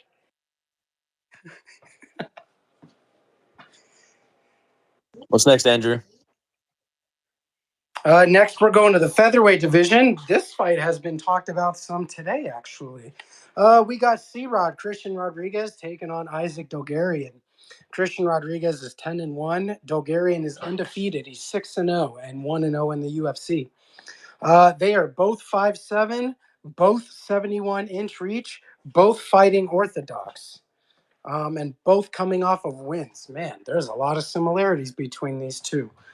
Who wants to kick this off? I will say, I'm surprised this fight is so high on the card, though. Let's kick it off to Gary and give Gary first take on this one as he is our guest. You on the Bulgarian one? Yes, right? sir. Yeah. I just think people are high on C-Rod, but Bulgarian just got footwork that he hasn't really seen. So I think that's going to be the difference. They're both pretty solid. I think everywhere, very well rounded. Maybe C-Rod can just outlast him like he typically does and do something late, but I think at their most explosive, Bulgarian's just going to be too shifty for him. Yeah, I think this fight right here is more or less if you think Isaac Dogarian can keep the pace for 3 rounds, because I do believe that C-Rod will be there after the first round. I think it'll be a rough first round, but I think if he survives it, he has a good chance of just out enduring him, like you were saying, Gary. But it's a hard fight. I'm not betting it from a betting standpoint, but it's one of the fights I am targeting from DraftKings. I do think whoever wins this fight scores well in their route to victory. Do have a little bit more C-Rod in my lineups if I'm being honest, but yeah, I think both guys are live here. I do think there's a finish one way or the other though. Za, what you got? I agree with Andrew. I think this thing. Yep. Just want to say something. My fault. No, I was just, I had my hand up first on it, but go ahead, Zach. I'm just on Isaac. You could go. Go, Za. I called Za. Go ahead, Za. I'm on Isaac like everybody else, and I agree. This should have been like a later fight, Coleman event. Dude, this is the easiest fight on the card. You guys all need to throw some money on him. The line is way off. This guy is completely undefeated and hasn't even been into the second round. The under 2.5 they're giving you is, oh my God, sitting there as a lady on her back with the legs spread, asking for all of your money to just drop on this. It is amazing to me. Then to find out the other thing about Rodriguez, he can't fucking make weight. This is his debut at featherweight. So they moved him up into a different weight class, and they're taking on a monster who has never freaking been into the person. He's fought up and down before. This isn't his first time at 145. He's fought up and down in the weight classes throughout his career. But this is back to his debut at the UFC, correct? I'm just letting you know that he has fought Yeah. in the weight class before. Well, yeah, because he's been trying to cut to the other division. And he's missed weight 2 times. So now he's going back up to a weight class, and they gave him a killer in the who hasn't he's finished everybody that he's been with. And now you think that the under 2.5 is screaming. How in the heck can we not think this guy's either going to gas and die and get beat by Rodriguez, or he is going to finish him in the first round? I mean, it just amazes me that we wouldn't put money on that under. It's just screaming. Yeah, and a lot's been made of the him beating Cameron Simon, taking Cameron Simon's O, taking Raul Rosas's O, and I think he took somebody else's O as well, or maybe it was just they're talking about this guy. His debut was a really good fight too. This guy is the best ground and pound I have seen in a long time. I have had no more confidence than this guy to win as a lock than I have had in a long time. This guy is definitely going to beat the living shit out of him. What? He beat the kid that his dad just grounded him and he can't fucking fight anymore? Paying attention yet? This guy's going to get the shit kicked out of him. Yeah, but he cashed as a huge underdog that day. Rodriguez? Yeah, against a guy in 135 and he missed weight. I like Isaac Bulgarian. He's part of the Dungeon Dragons thing, but I mean, I don't know. Christian Rodriguez is a pretty good grappler. That's all I gotta say. He woke me up when he fought against the kid. he destroyed him. Daniel, what's your on this fight, buddy? How is this guy in the main card? He's missed weight twice. No wonder he couldn't get on the UFC after he won his so-called contender series. Missed weight on that one too. I had the privilege to talk to Isaac. He's a great guy. Knockout round 1. Man, it's not America, but fuck yeah. Wouldn't it be They're both American. I always say that if we're going against another country. but he hasn't knocked out anybody. He's all submissions. Yes, he has. His last win was knockout round Isaac? 1. Yes, Francis Martin. Isaac is fucking pounding people. I know. Why do you think I said knockout round 1? Yeah, I agree. I was talking Vinny. Yeah, What you got on the fight? I thought somebody. Yeah, I'll stand completely alone on the island with this one. I understand the hype behind Bulgarian. Um, I've liked C Rod. I've liked what I've seen with him in the Raul Rosas fight. We got to see him grapple and anti grapple. In the Cameron Simon fight, we got to see him strike against a striker that people were holding up pretty damn highly. Um, yeah, I get it. I completely understand why people aren't Bulgarian, but you're gonna give me C Rod, who has a longer career and amateur career, who has shown me multiple parts of his game, They who both has had gone. amateur careers. I said longer. Get your panties out from fucking deep in your He ass, bro. fucking lost in his Um, amateur career. I do not care about losses, man. Fucking, one of them was against Neither Jonathan does an Pierce in his undefeated debut. person. Neither does an undefeated person because they don't know what loss is like. Anyways, yeah, man, they've fed him to 2 undefeated people. He took their O's. You would think that they are punishing him moving him up in weight, giving him another undefeated person. I see a narrative playing out that he is just going to keep on taking people's O's.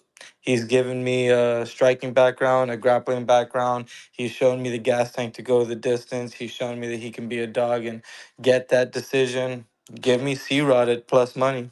What about the weight? The weight doesn't bother you either? It's a different weight class. The weight's not a It's a problem anymore. Yeah, it's a higher weight class, and Oh, so am so I now he not moves up wrong to a for class that saying he that he? doesn't want to fight in, and that's a No, good idea he's moving up. This is his new weight class. He can't make because he didn't 135, want so to. he's all right. Well, Yeah, you because have he your didn't opinions want on it. to. So, but like you don't acknowledge that as he didn't want to Did he compete in call this you and tell you division. he didn't want? Did he call you and tell you he didn't want to make weight? Yeah, He just he didn't did want when he to. missed weight. When he missed weight, he called me and said, "Hey, I can't make this motherfucking weight class." I knew we were gonna get stuck on this fight. I This is fucking the knew it. fight of the card, dude. Yeah, this This is is the just better that card. type of fight. This It is is the a only great this fight. this is the only fight on FanDuel that's not even you can't even bet it. Thank you. Am And you am guys I are just like, oh, just pick the fucking little guy. He's a happy little dude. He beat a little guy, and he almost lost in the first round to the little kid.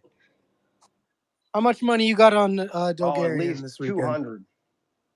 So I don't Damn, he's. know if like he butt fucked you at some point, but you have some real strong feelings towards this I've never man. seen a guy who has like eight fights or 10 fights complete, all first He's a round Bulgarian. finishes. What do you Yeah, expect? he's got all first round finishes, and they offered us under 2.5 rather than under 1.5. I've never seen any fighter who has all first round finishes in the books or offering under 2.5. Well, That that's Yeah, fine means though. that But they you're but literally you fight. arguing. You're arguing the point. Like all Usman's saying is like he's like I can see him winning this fight by finish. And you're like no under 2.5 is the only way. But either way, it's still if it's a finish, he's thinking it's still an under 2.5. But you're trying to say he's wrong for even thinking CJ could win. You're just saying it's well, Isaac and under CJ's not going to 2.5. win. Well, because CJ's not going to win. Okay. Yeah, that's not going to happen. Yeah, we got a better chance of your kids going to sleep on time than we got that. That happened. All right. It's Well, we it's ran this C-Rod, fine to guys. death. It's Go C-Rod. ahead, Denny. Well, no, I gotta say, I mean, I like Bulgarian, but I like I said, like Usman said, I love the way he C-Rod has been fighting the last two fights. I don't think it's gonna be the under. I think it's gonna be the over, if you ask me. I mean, I'm not questioning that Bulgarian will lose. I mean, will win, but I don't think it's gonna be that easy. I think C-Rod Okay, who has watched tape on this guy? on Raise your Bulgarian. hand. Yeah, Yeah, regional tape. This isn't the regional no, scene. This is the just UFC. tape. Tape. Yeah, he has a UFC fight. Did you watch his UFC fight? There's only one, right? Yeah, only one.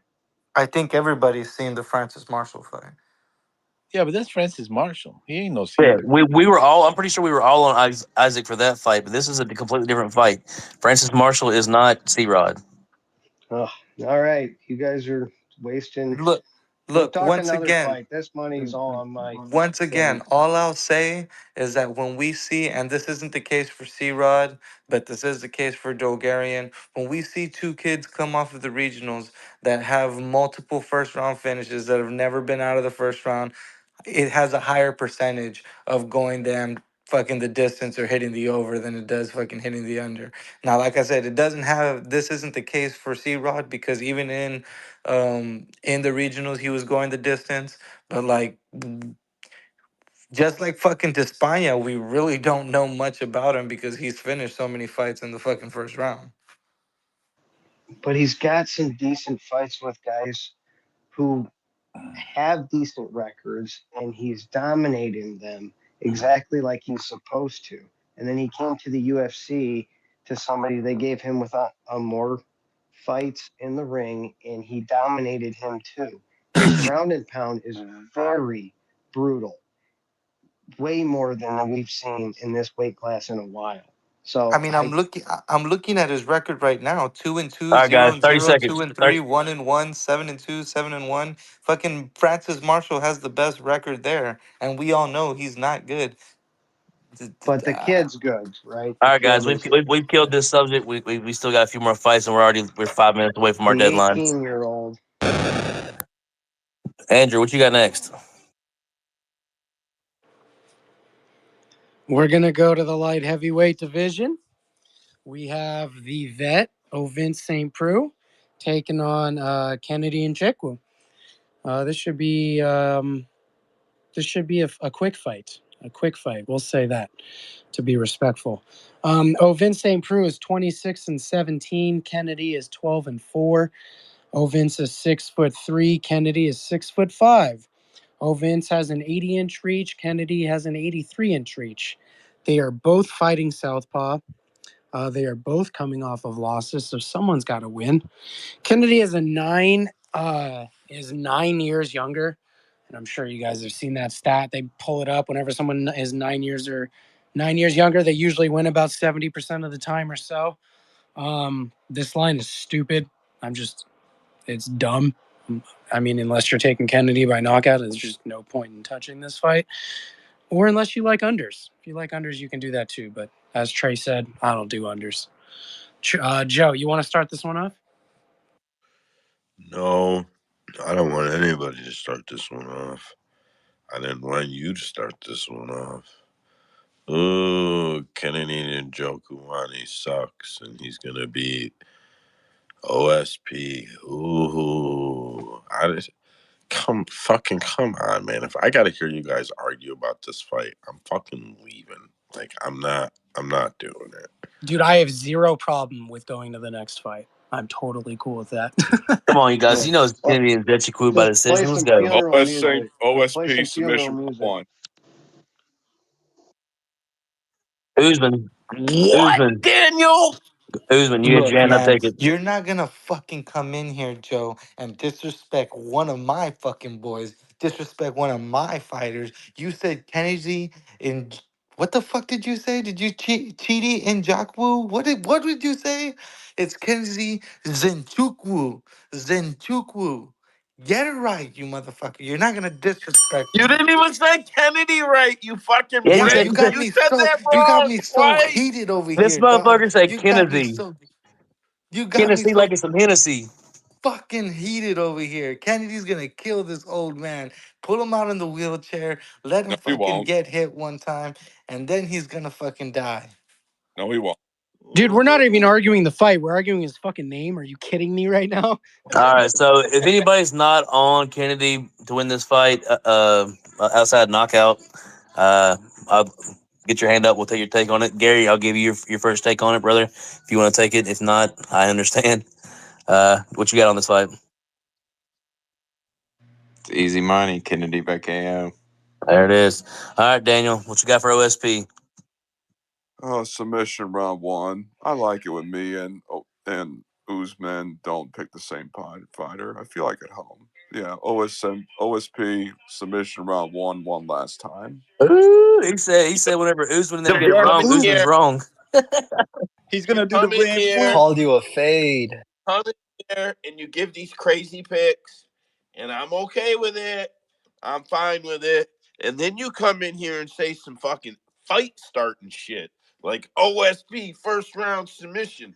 Bro, I knew you were a shit starter. I fucking knew you were a And then he shit called starter. Usman awaken my inner fate or some shit like that. That's what I heard. Look, Daniel, all I'll say is you better not be betting and you better be saving that money for them fucking Taekwondo classes, kid. Because I'm coming down to Miami, California, Phoenix, wherever the fuck any of your family is. You want to fight? You got to fight, I'm a Daniel. second Dan Damn, black belt yo, fight your taekwondo. family.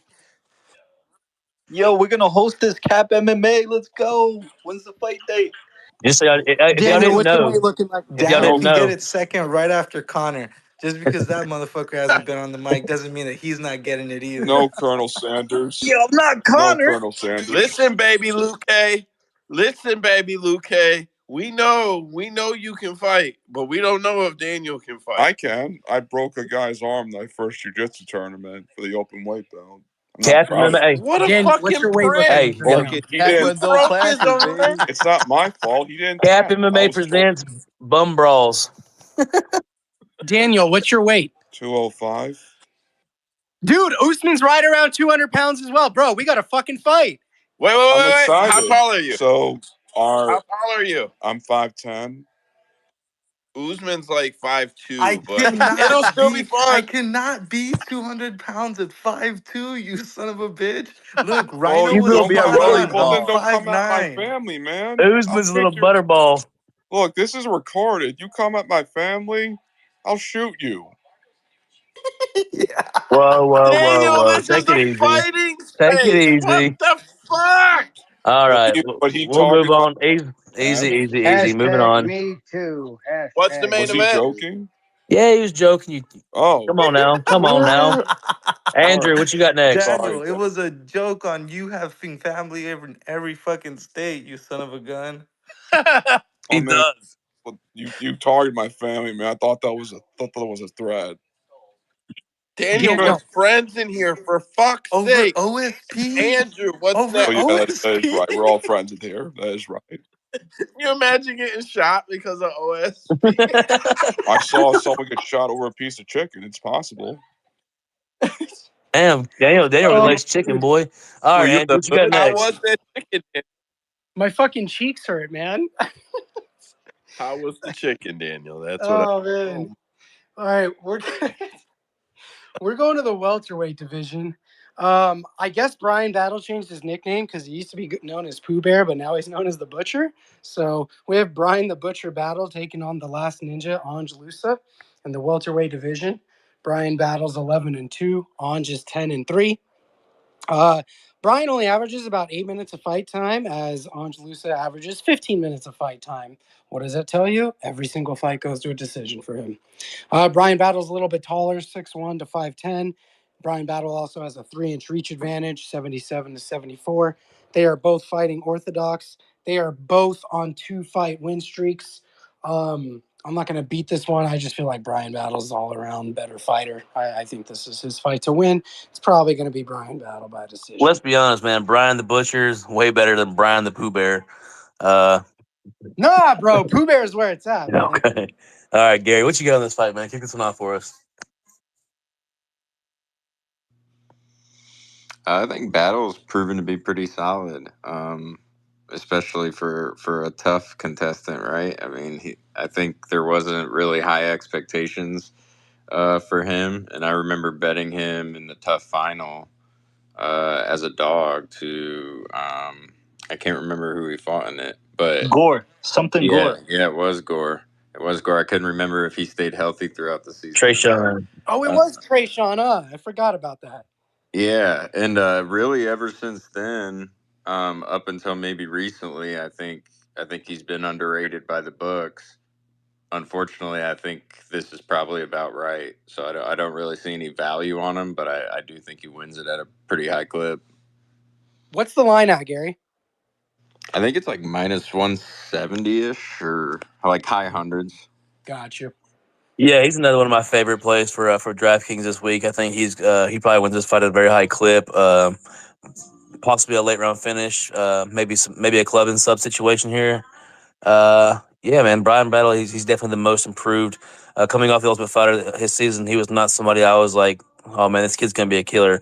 I honestly thought Trayshawn Gore was gonna win that finale. It was a delayed finale. He ended up getting sick or something like that and had to pull out. And they had one of the Arbenas step in actually, and that's who Pooh Bear fought for the Ultimate Fighter finale. And then they finally did the Trayshawn Gore fight, and like Gary had said, he handled him pretty well. Yeah, man, this kid's gonna be a problem, man. He's we were talking about earlier how there hasn't been any good prospects coming out of the Ultimate Fighter. I feel like he's probably one of the better ones that has come out since in the most recent years. I think he could be a real problem as he gets a little older and a little more mature in the sport. I'll say this: he has a very good family physician. You think he's on the good stuff? I think he is in very good shape and he lasts very well in high paced fights. He just got that former fat boy cardio. He just worked for it, Gary. Come on now. Hey, you got to work for it regardless, right? But my man, he got in really good shape there towards the end of Tough and into this, but maybe he's just in a better environment Well, now. he was saying that was the best like the best training he'd ever had. Like he'd never got like that kind of individual training before. So maybe it's that. Maybe it's the sauce. Either way, keep it up. Let's keep rolling with it and keep giving us decent lines on it, man. Let's keep rolling with that money flow.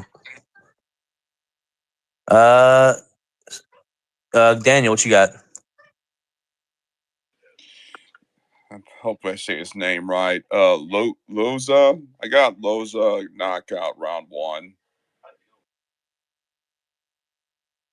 Oh, you think he's gonna clip him? Well, the knockout speak for himself. You can't deny the 5 rounds.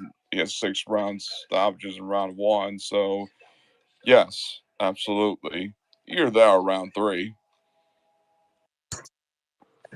I think Pooh Bear has a great chin, though. I don't Oh, even know if he's dude, ever been knocked granite out. chin. That dude is tough as nails, man. Yeah, that kid's got a granite chin, man. Like he can take some punishment. Oh, I Yeah, know. we'll see. We'll see. We'll see if the chin holds up or not. But I think of the people he's fought with, probably the least explosive striker. I would say even the Ghost probably has more power than Angelusa. It's also, yeah, like that's the thing too. Like Lusa hasn't knocked anyone out since 2016, which is absolutely insane to even think about because he's fought quite a bit since then. But Um, didn't he just get knocked out by somebody, Angelusa? I don't know if he got knocked out. I don't have it pulled up in front of me. Loza's on a Andrew, 2-fight winning streak. I thought he lost his last one because I had my. uh, No, that well, was his third in if 2022. we don't have all that it takes, I'm gonna kill this one. I'm not gonna. We got to make up for lost time on some of the ones that we spent more time on. So if nobody else has a take, we'll move on from this one. Andrew, what you got? Main event time. That's Wait, what are we we all got. on battle? Everybody except Daniel. He was on Angelusa. Oh, I'm on battle. I will say, the only thing that does worry me though is that Battle does have pretty bad takedown defense, and Angelusa is good at takedowns. However, I feel like Battle's going to be able to get up. I just don't think Lusa's going to be able to hold him down. But anyways, we're moving to the main event. We have Bam Bam Tai Tuivasa versus Marcin Tybura. Tai is 15-6. Tybura is 24-8. Tybura is 1 inch taller, 6'3" to 6'2". Tybura also has a 3-inch reach advantage, 78 to 75. Tai fights Southpaw. Tybura fights Orthodox. You know I love that combination. They are both coming off of losses. Tai actually coming off of 3 losses. This should be, I don't know, man. I'm not too excited for this fight, to be honest. Marcin Tybura grapples when he needs to. And I think he's going to have to in this fight because Tai will knock him out if he catches him. So it'd be smart for Tybura to grapple. But other than that, I don't really have a lot of excitement for this fight. I'll watch it. It's on, but it just doesn't matter to me, to be honest. Trace, what you got, bro? I'm gonna let Gary kick this one off for us. Gary, what you got on this fight?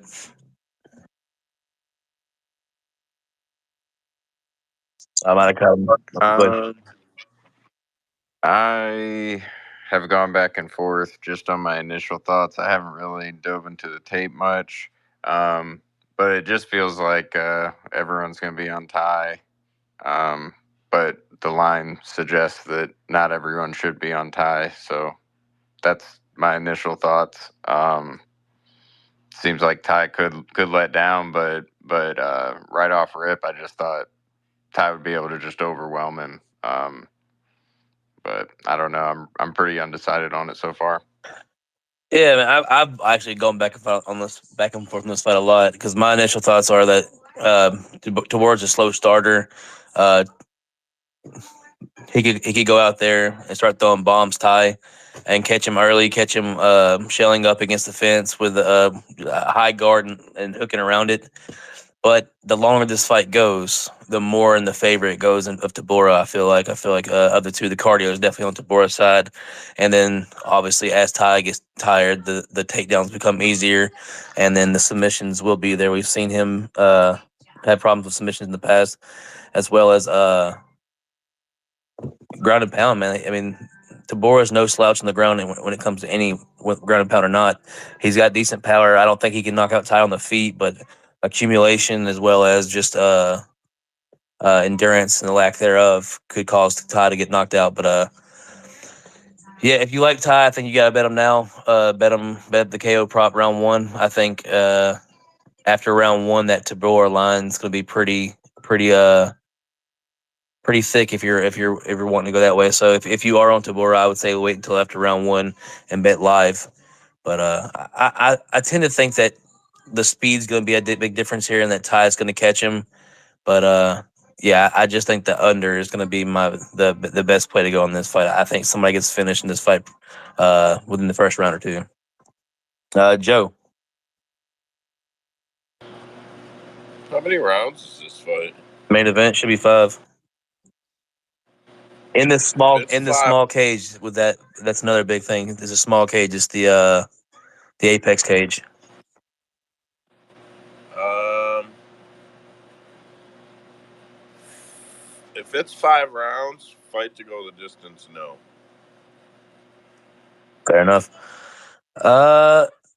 Daniel, Aussie, Aussie, Aussie. Oi, oi, oi. Tie by knockout round one. This guy now trains with AKA, so you know that his takedown defense is getting better if he's trained with guys like DC and them from AKA. So once again, Aussie, Aussie.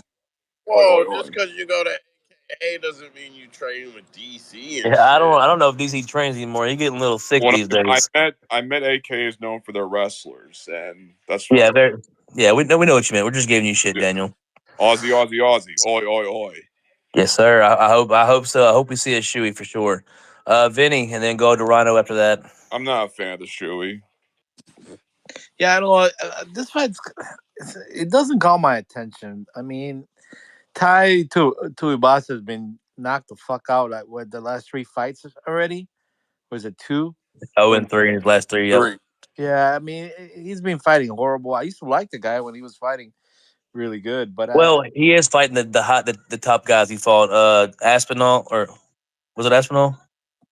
No. It's Sergey, the big Volkov, Russian, Volkov, and somebody else. I forget who the other one was that knocked him out. Volkov, Kane. Sergey Paul, and Oh, Cyril Gahn. Yeah, Sirlock. Gahn knocked him out. Cyril Gahn. Yeah, I mean that's I could see that, but I mean I don't know, man. Tybura looks like it's a like you said, it's a slow fighter. I'll take Tybura on this one. He is the older fighter by 5 or maybe 6 or 7 years, I think it is. But like I said, Mhm. I take that less into consideration in the heavyweight division, just because we know because neither one of these guys are. I mean, Ty should be the faster guy still, but I don't know. It's a weird fight, man. Yeah, Rhino. I don't Yeah, like it. I kind of do for Tuivasa because, like Trace was saying, he was fighting the top, and no, can he compete with those guys? Of course not. Most of those are high collegiate, fighters that have competed in high levels in whatever part that they came from.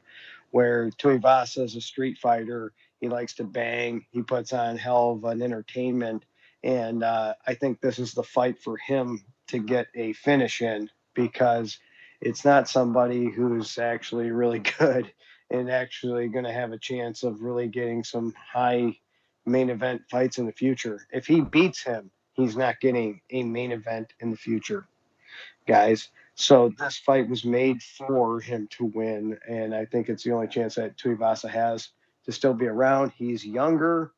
That is why I think he was given this shot to turn his little career around and kind of do almost like a Derek Lewis.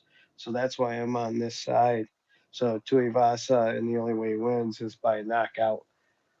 Well, if it's funny you say Derek Lewis, 'cause I would say they are on very similar trajectories because for whatever reason they both refuse to try to improve their games in any situation. I don't know that Ty is any better than he was when he first came to the UFC. Maybe a little bit more refined as a boxer, but as far as overall ground game, very minimal improvements since just ever. I guess really you don't see him trying to take two takedowns or Of course, he's going to imply try and ground take him game down. or Well, and he really knows even that. kicks. I mean, outside of like the random flying knee, I mean, it's mostly boxing. Well, and I know that. I totally, and I think his team knows that they're, of course, going to attempt takedown defense, and they need to focus on that. But he's still going to hit him. You can't tell me that he's not going to No, no, land no. a couple I'm hard just speaking shots in. in this I'm fight. just speaking in general. Like I'm just saying, when Ty first came in, I was like, okay, this kid right here, he's a little soft, he's a little flabby, but as he gets a little more professional and gets the help from the UFC, he could really be something. 'Cause he came in with that flying knee off of Rashad Coulter, I think was the guy's name, Hmm. the first ever flying knee in the UFC history, I think it was for heavyweights. Yeah, I thought this kid was going to be a decent prospect, but I mean, he has been. He's fun, but like I've always said about these fun fighters, we like them because they're fun because they go out there and let it all hang out. They get hit, they throw bombs. It's not because they're most skilled fighters. They're just fun. Well, And yeah, neither is he. no, yeah, I'm just speaking in general. Well, yeah, I mean, but look at his record. It's nothing flashy. He's not a. That's what my argument was. Is he's not a flashy prospect of the future either. No, Tabora is like 37, 38 years old. No, Yeah, he's coming towards the end of his career in the UFC as well. I'm just like 100%. everything should be in the favor of from like an age standpoint, speed standpoint, striking. But if Ty can keep him standing, he should be able to clip him pretty simple. Tabora's pretty hittable. And with But his speed, yeah, we're about to see a shoey. So if you would like to bet, I am willing to put a bet on with you that he wins, and I'll do a shoey to your shoey or Trace. What do you got? I'll do a shoey with you. That's fine. All right, that's the game. Maybe not a shoey. I ain't drinking out of a fucking shoe. That's gross, man. I'll do a shotgun though. Dude, I Yeah. know my feet. I'm not drinking out of my damn shoes. Fuck that. I would just But all buy right, some brand new ones. we'll go ahead and call that there. That's the end of the fight card for the night. Joe, what's up on the docket, bro? What you got next for us? All right. Oh, So sorry. next, Speaking of Gary, thank you for doing this breakdown with us.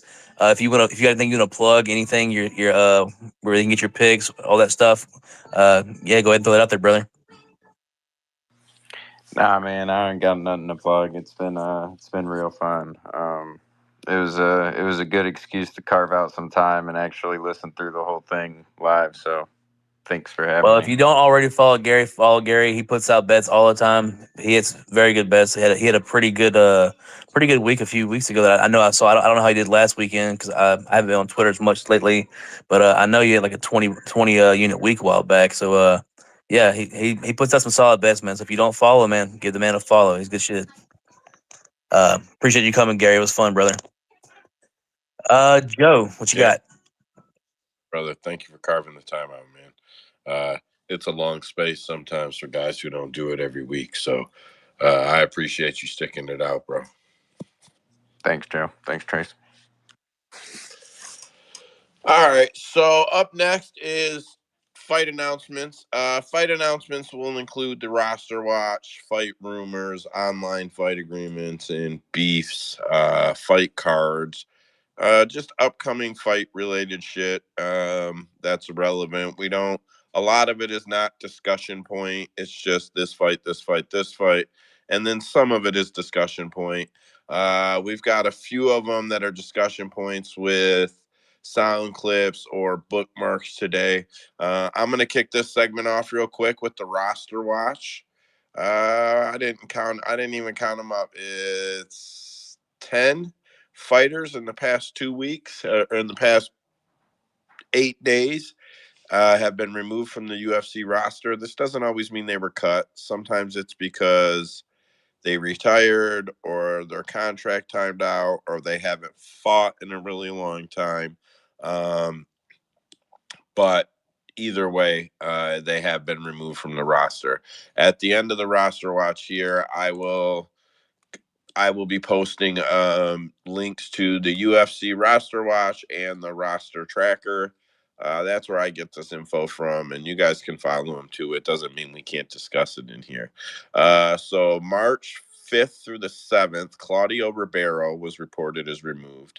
Jamie Pickett, who we know retired 2-7 in the UFC, was removed. Tyson Pedro, who retired, was removed. Mark Madsen, who we know retired, was removed. Mateus Mendoza was 0-3. I don't know that he was released. Daniel Lacerda was released, 0-6. Fernie Garcia released, 0-3. Denise Bondar believed to be released, 0-3. Mike Breeden released. Man, some of these guys have tough fucking skids in the UFC. Shout Bro, out. don't tell everyone about Lacerda. Twitter's gonna have a fucking I'm melt. more upset about Mike Breeden, bro. That man fought his fucking heart out, and they let him go after that fight. That's crazy. He had that man shook by barking at him. Yeah, I thought Breeden was a good fighter. I liked him. So, yeah, I thought he was. I agree with you. I'm surprised as well. We don't always know though, bro. He could have just contracted out and just not got a new deal yet. We just learned from a fighter, Garrett, last week, that they don't get their new deal until the next fight. It's offered. So whether they're renegotiating or re-signing, the deal doesn't come in until the fight comes in. Hey, Joe, you bring up a good question because you're talking about like their contracts and stuff. So in every other sport, or at least every other major sport, contracts are public information. I can look up any athlete's salary if I wanted to. However, fighters, you cannot. Do you like that or do you not like that? I like it. So I understand that the way that the shares are contractually done in the other sports, you kind of need the open books. It's kind of unavoidable even. But I think that an athlete should have the right to keep what they earn private to most degrees. I don't think it should be like top secret. And like on all the fighters, we get some pay reports, we get some stuff, we have ideas what these guys make, and I like it that way. Fighters don't talk about their pay. Even fighters, even when you hear fighters actually complain about pay, it's usually guys that you would consider like the lower echelon of the UFC that you wouldn't think would be full-time fighters, or people like the dumbass who made 180 grand and blew it all in 1 year and cried that the UFC didn't pay her enough. So, I don't know. I wouldn't be mad if it came to light, but I have no problem with it the way it is. Kind of didn't really It's all fucking about answer that, public but or private in all reality when it comes to that talk. UFC is now a public company. They're within the stock market.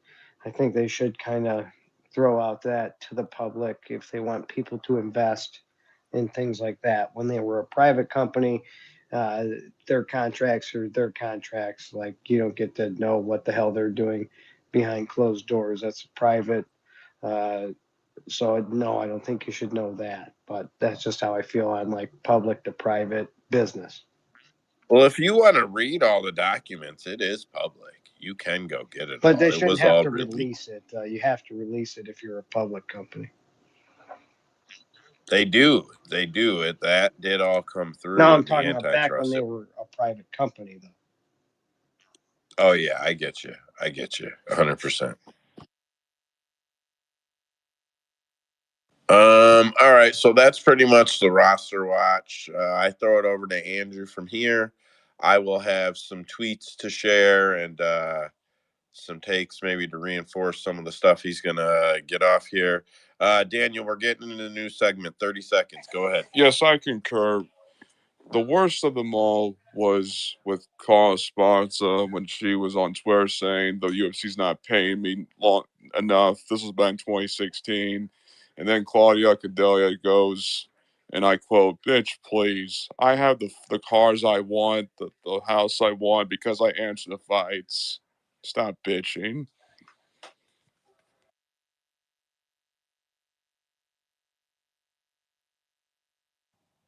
Yeah, I mean, all of them can make at least 75 grand with losses.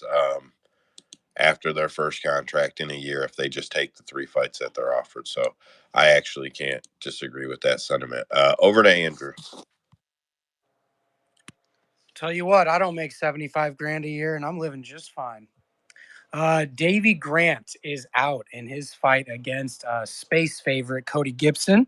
So stepping in to take on Cody Gibson is Miles Johns. And this will be UFC Vegas 89, March 23rd. So not this coming Saturday, but the following Saturday. I'm excited for this fight just because Cody Gibson's fighting. Cody Gibson with a new nose, too. I concur. Yeah, Cody Gibson is a cool guy, man. I like Cody. So fucking Team Cody. Let's go. We use a lot of Big Marcel in here, so I posted a link to his page in the comments, guys. So Gabriel Miranda is out against his fight with Billy Quarantillo. Same card, by the way, March 23rd. So stepping in to fight Billy Quarantillo is Yusuf Zalal. I feel like we haven't seen Zalal in a couple of years, no? Well, that's a lot harder fight for Billy Q there, man. That Gabriel Miranda fight, all you gotta do is keep it standing for the most part. You can beat him. Yusuf's the law. I'm thinking Sadiq Yusuf. Excuse me. Disregard me. Yusuf Zalal, I feel like is a smaller guy. Yeah, he's a wrestling. He's mostly a wrestling decision guy. He's yeah. Different. Never mind. It's more like a similar fight. It's another grappler. Vinny. I'm here. I totally forgot what I was going to ask. All right, we'll go ahead and move on. No. I remember now. Sorry, I remember on the fight between Ngannou and Joshua. Has nothing to do with this topic. Well, I was just reading about it, so I thought I'd post it or ask the question. Who do you think? Who you guys think Joshua will be able to beat Ngannou on an MMA fight? Vinny, I'm not trying to be rude, but yeah, wait till the segment's over. We're not just stuff like that. Maybe. I'll wait. So we're gonna move on to UFC at 30th. Pat Sabatini is out against Nate Landwehr. I feel like he did himself a favor. Nate Landwehr. Yeah. Man, Emrys could definitely catch him at a distance, man. But if Jamal or if Nate's able to get inside, bro, cook him to the bone, baby.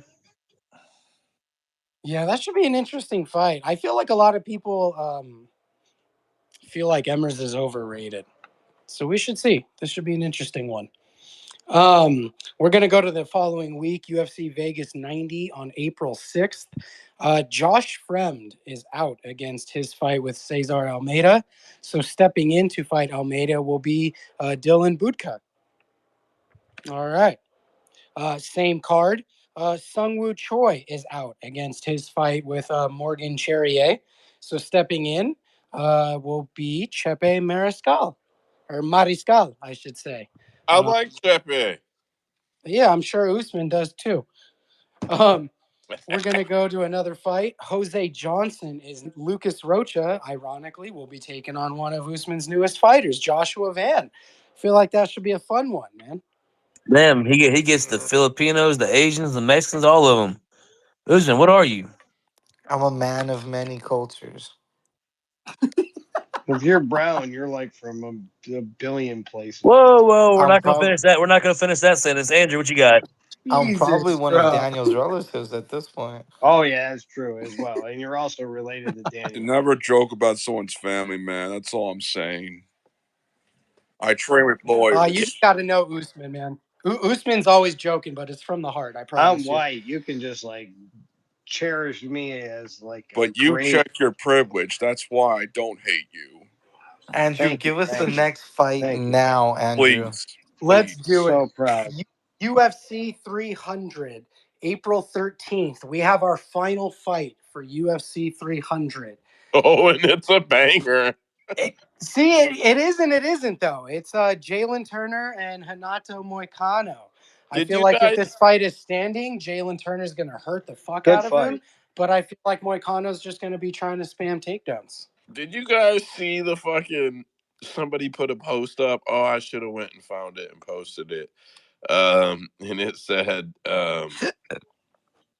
when he figures out Jalen Turner is too big for the weight class or some shit, and they posted a meme of the dude like, that's not a fucking lightweight. That's not a Ngannou fucking walks out, right? lightweight. I'm, yeah, I'm Jalen's gonna like, knock him out. bro. I was The about to say, I think size, Jalen sparks him, bro. yeah, I the feel size discrepancy is gonna be so different, bro. Like, so. Not only that, but it's like if you remember Turner's fight with Gamrot, who is the spammer of all spam wrestling spammers. Like he's just gonna spam those takedowns, and Jalen Turner actually did a decent job against Gamrot's takedowns. You're telling me Hanato Moicano's gonna just be able to take him down at will? Like no fucking way. I lost no, so bro, that's much what I'm money on that saying. fight. I I thought was gonna Turner was get going to into kill him. like, fuck. I think Jalen will be long enough to offset the advantage on the ground anyway. I Man, agree. you can usually count on that shit. 8%. Jalen Turner's nickname is the spider, right? The Is that tarantula. the Yeah, tarantula? the tarantula. That's Yep. We're going to move on to UFC Vegas 91, April 27th. Ronnie Yahya is fighting for the first time in a long time. He's going to be taking on Victor Henry. Kind of an irrelevant fight, if you will. We will move on to actually same card. We have a rematch in the works. I don't know who said it earlier, but rematches always go different than the first time, and I agree with this one because it is going to go completely different. We have Mateus Nicolau taking on Manel Kape. What do we think? Cobb by KO. I'm sorry. I'm sorry. Anyone Was it else? Manel Cop versus who? Matthias Nicola. Oh, Mateus Mateo. Nicolau. Oh yeah. Cop probably catches him this time. Uh, I thought he was gonna. This is the second time they booked it or rebooked this now. I know they fought A before. rematch. Yeah, It's been rebooked and then canceled and rebooked again. Yeah, I think.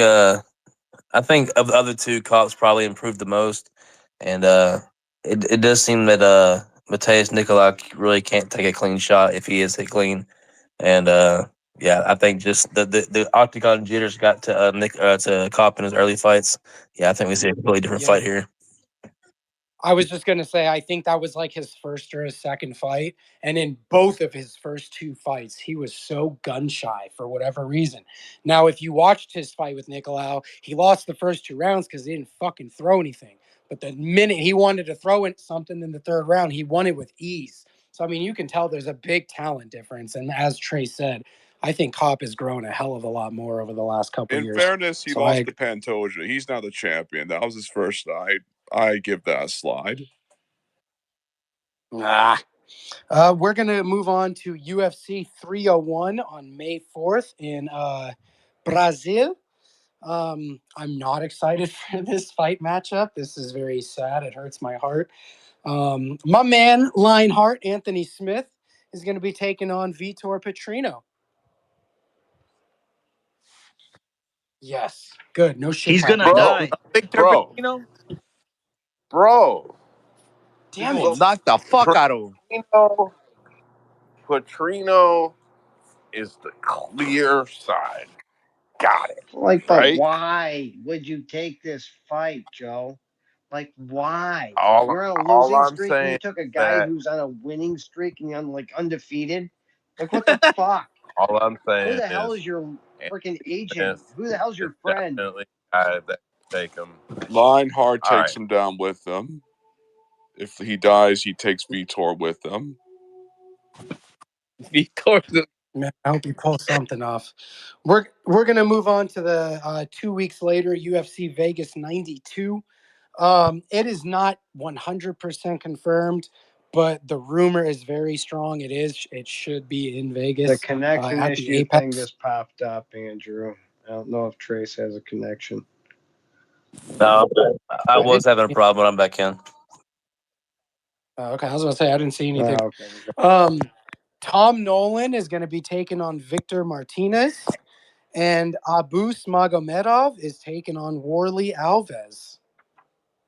Yeah, dude, Yeah. Wardley could win that fight, man. Abus, all you gotta do is make out the first round with him. That guy falls off a cliff. So it would be funny to see Warley get a meme knockout, maybe some leg kicks or Yeah, he used to have some nasty kicks in general. So it'd be nice to see him get a win again.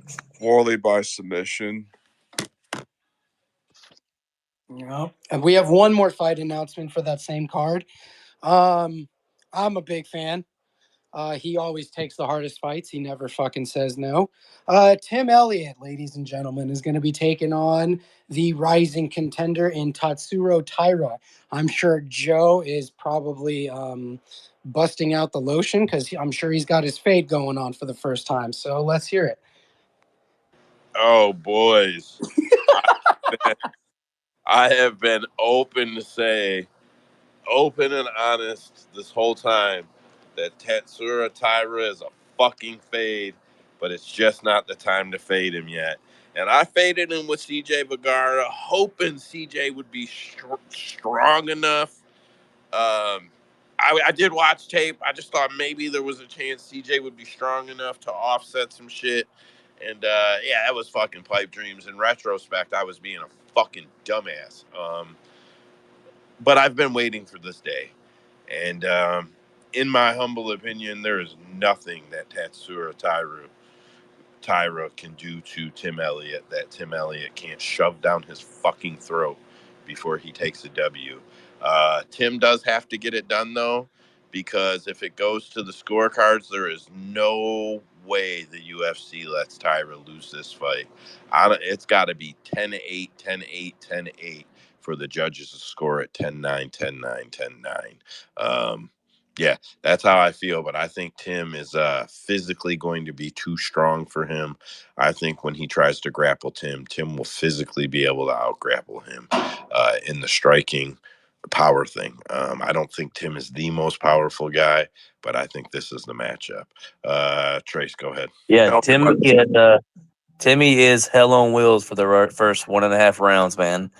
He falls off a cliff there, but it's because he goes out all out in the first 7.5 minutes. Like I was saying, yeah, I thought I was going to catch that ticket on the against Mokayev. I thought we was going to get that, but yeah, it didn't work out for us. But it may not work out for us here, but it is the first real legit test that Tetsuya has. So why not take a shot on a fade again? Because we both know that he's going to be an enormous favorite, most likely. So yeah, probably a good, decent sized dog we could jump on here. Tim Elliott by decision. Tara is not going. What's the date on that? I'm sorry, Daniel. What's the date on that, Andrew? May 18th. May 18th. I don't think that's reporting yet. I want to know what those fucking odds are on that fight. Vinny, what you got, bro? Yeah, I don't think this is the time. Tyra, I just got back on. That's crazy talk, man. Come on, y'all. I would say Tim Tatsuro. I think Tatsuro would beat Mokayev if I'm being honest. Yeah, Makai, that's a trick. Ooh, that's tricky. But against Elliott, no, bro. Come on, dump all your money on Tyra right now.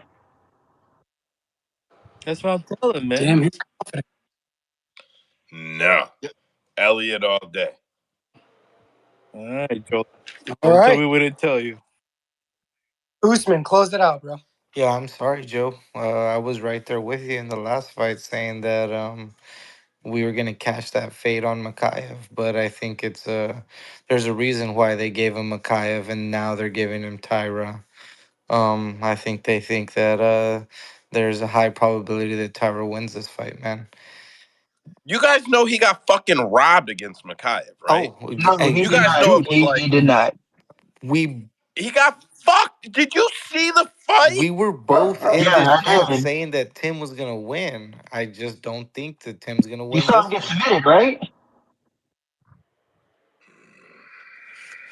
You saw the ref fuckery, right? But you saw him get submitted, right?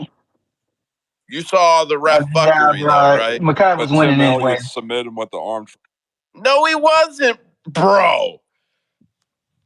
Are we talking about the same I fight? can't because this is your segment and we got 20 minutes Joe, left. Wusa. I I can't wait till we talk that fight for that.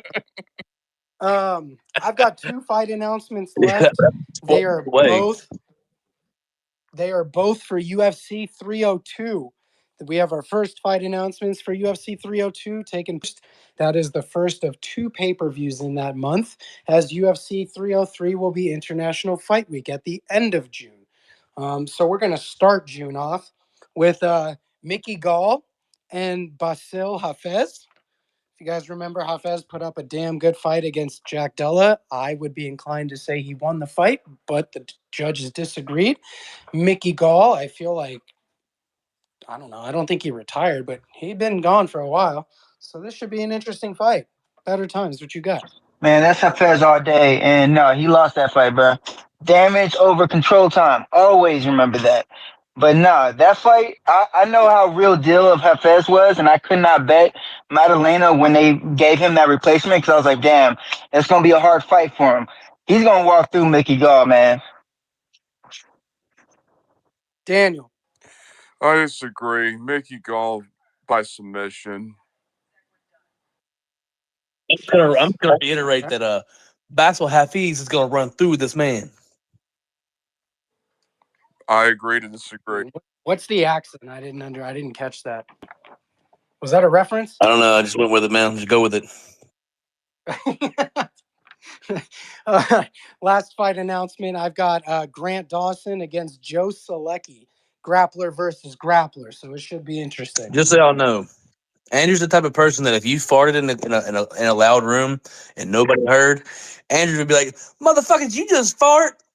Thank you, Andrew. No, I actually wouldn't. Farting is one of those things that I don't find funny like most men do. So I probably wouldn't even care. Well, excuse me. That's all I got, Dawson guys. by submission. All right. Yeah, I say Good Dawson shit. wins against another grappler. Piggy tail off of that. Tom Aspinall says you don't have to ask me twice after Curtis Blades called him out for unfinished business. If Connor J is in here, yeah, I knew them thumbs would go up or down there, motherfucker. Early back and forth between Ian Gary and MVP. Rhino brought it up early on. Man, that I would Wait, like. who wants it with MVP? Ian Gary says MVP's not shit. Please let in that fight come to pass. I want. And MVP in the interview says, in his interview, is like, he's just trying to keep me down, because if I ain't shit, then he don't have to fight me. That's not the exact words, but that's basically what it is. So MVP says Gary's already trying to show he don't want that smoke. So man, maybe something, and it's a sensible matchup, right? It gets Gary fighting quick. MVP's in good shape. Turns MVP around quickly, which he wants. I would not be surprised to see that fight on the London card because they're both big stars over there. I would say MVP is as big of a star as Ian Gary. Yeah, Totally agree with at that. least. Totally agree. Yeah, he has MVP in London, that shit's selling out for sure. Fuck yeah, it is. They could main event that on a fight night, to be honest. They could put it co-main on a pay-per-view. That fight would do 100%. well. Yeah, so I would like to see that one come to fruition. Past that, so someone tweeted out, we'll share his tweet in here, that Islam Makhachev, Hamzat Chimaev, Shara Bullet, Umar Nurmagomedov are all set to be featured at UFC Saudi Arabia on June 22nd. Finally. This falls in a month that would have 2 pay-per-views, one coming a week after. This would prelude International Fight Week, literally the Saturday before, and would come 2 weeks after UFC 302. The post is from an account that has gotten it right before. I'm going to go ahead and share it here. It is from @RealRuben King. his account has gotten some right before. I am not just bringing it up because he posted it. If you dig a little bit, and I've got some tweets to share. So first, Islam and Dustin are already flirting. So I'll post some tweets here, get these shared really quick. I've got them loaded up. They're going back and forth. Very impressive, Dustin. Islam in June, and then Islam posts the shaking hands with the sword. So that could be lining up, even though it seemed like he wanted the early June pay-per-view card. That could line fight night, but it does line up. Then if we move to Chimaev, I actually have a sound clip. Chimaev fought at, let me make sure I say this right. While attending FCR 19, Chimaev did an interview with Sebastian Martinez. I'm going to post the link here so everybody can see it. Full credit to them. We're only using a very small sound clip. I'm going to post the direct link to their YouTube with the whole interview if anybody wants to watch it, or preferably save it and watch it after the space because it's like 8 minutes or so. But Chimaev was recently asked about, he was being asked about cards and like where he might want to fight. And this is what he had to say to Sebastian. So I should have had the volume up. Sorry about that, guys. Obviously nothing is sure right now, but everyone wants to see you back in the cage. Do you think we'll see you this year, or do you want to take some time off? In a perfect world, when do you think you'll be back in the cage? In the summer, I think in the summer we'll be back. So I want to fight in Saudi Arabia, but so I don't think anyone wants to fight me there. So we'll see what's gonna happen. So I'll cut it there. I don't want to take a lot of their interview out, It's a good interview, but he wants the Saudi Arabia card. Shara Bullet was already said to be on the Saudi Arabia card, and then it fell apart. Saudi Arabia already had a card. He was already highly rumored and talked about. It was coming through all of the Russian outlets that he was going to be on the Saudi Arabia card. I shared an Instagram post from Red Corner MMA in the comments. I can't put anything up on the board. It doesn't give me those options, guys. If anybody wants to throw this shit up there that I'm putting up now, greatly appreciated. So he lines up as well for Saudi Arabia. I was already moving on. After that, Umar Nurmagomedov, him and Corey Sandhagen seem to be ready to fight each other. Corey Sandhagen was on the MMA weighing in show. It is posted here on Twitter. I'm about to share it right now. It is posted publicly. It's his interview. He was sitting down with the crew, and they asked Corey Sandhagen about fighting Umar. This is what he had to say. Good. The rumors about Umar may or may not be true. I'm okay with that fight. I'm not afraid to take a fight down in the rankings by any means. If that means that as long as it pushes me closer to the dream of being a world champ, I'll take whatever fight that they tell me to fight. So that's Corey. And then let me click send here. I may have already clicked send. Umar posted send me location, basically. Borrowed his cousin's line to some degree there. I think I already shared that. I must have posted it already. So that all lines up. And I know it's like, bro, you're stretching this. All of this for a fucking fight night card, right? I'm going somewhere, guys. So an article came out in December, and the topic really kind of flew under the radar. I don't know why. I don't know how it wasn't discussed. It's a point for the MMA media to go fucking ape shit, and they didn't. But UFC, he's TKO. He is not UFC. He is TKO. Let me get to the tweet here. Sorry, boys. It's a shit show over here. I got 18 fucking things open. So here is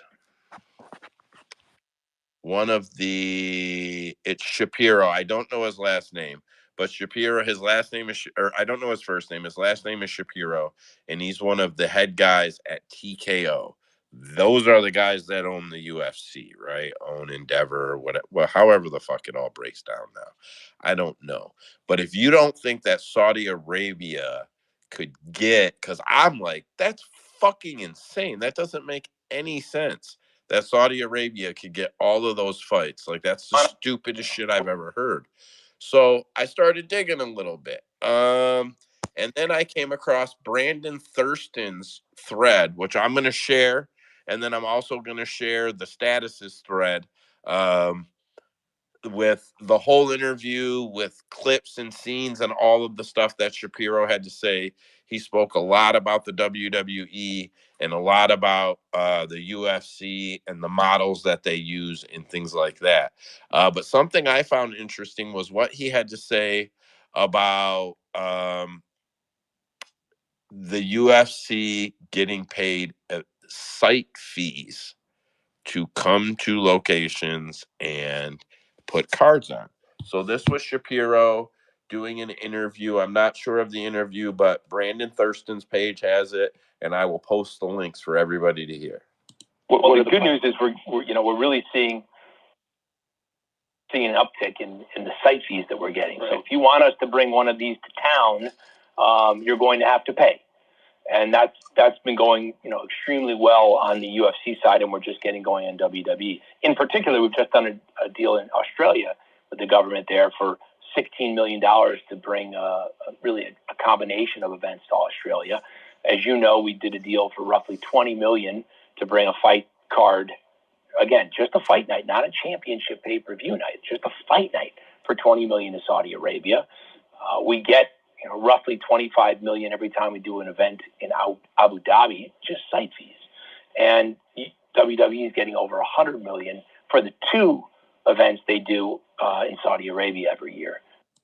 So he has lots of sound clips over there. And you guys can go listen to all of them.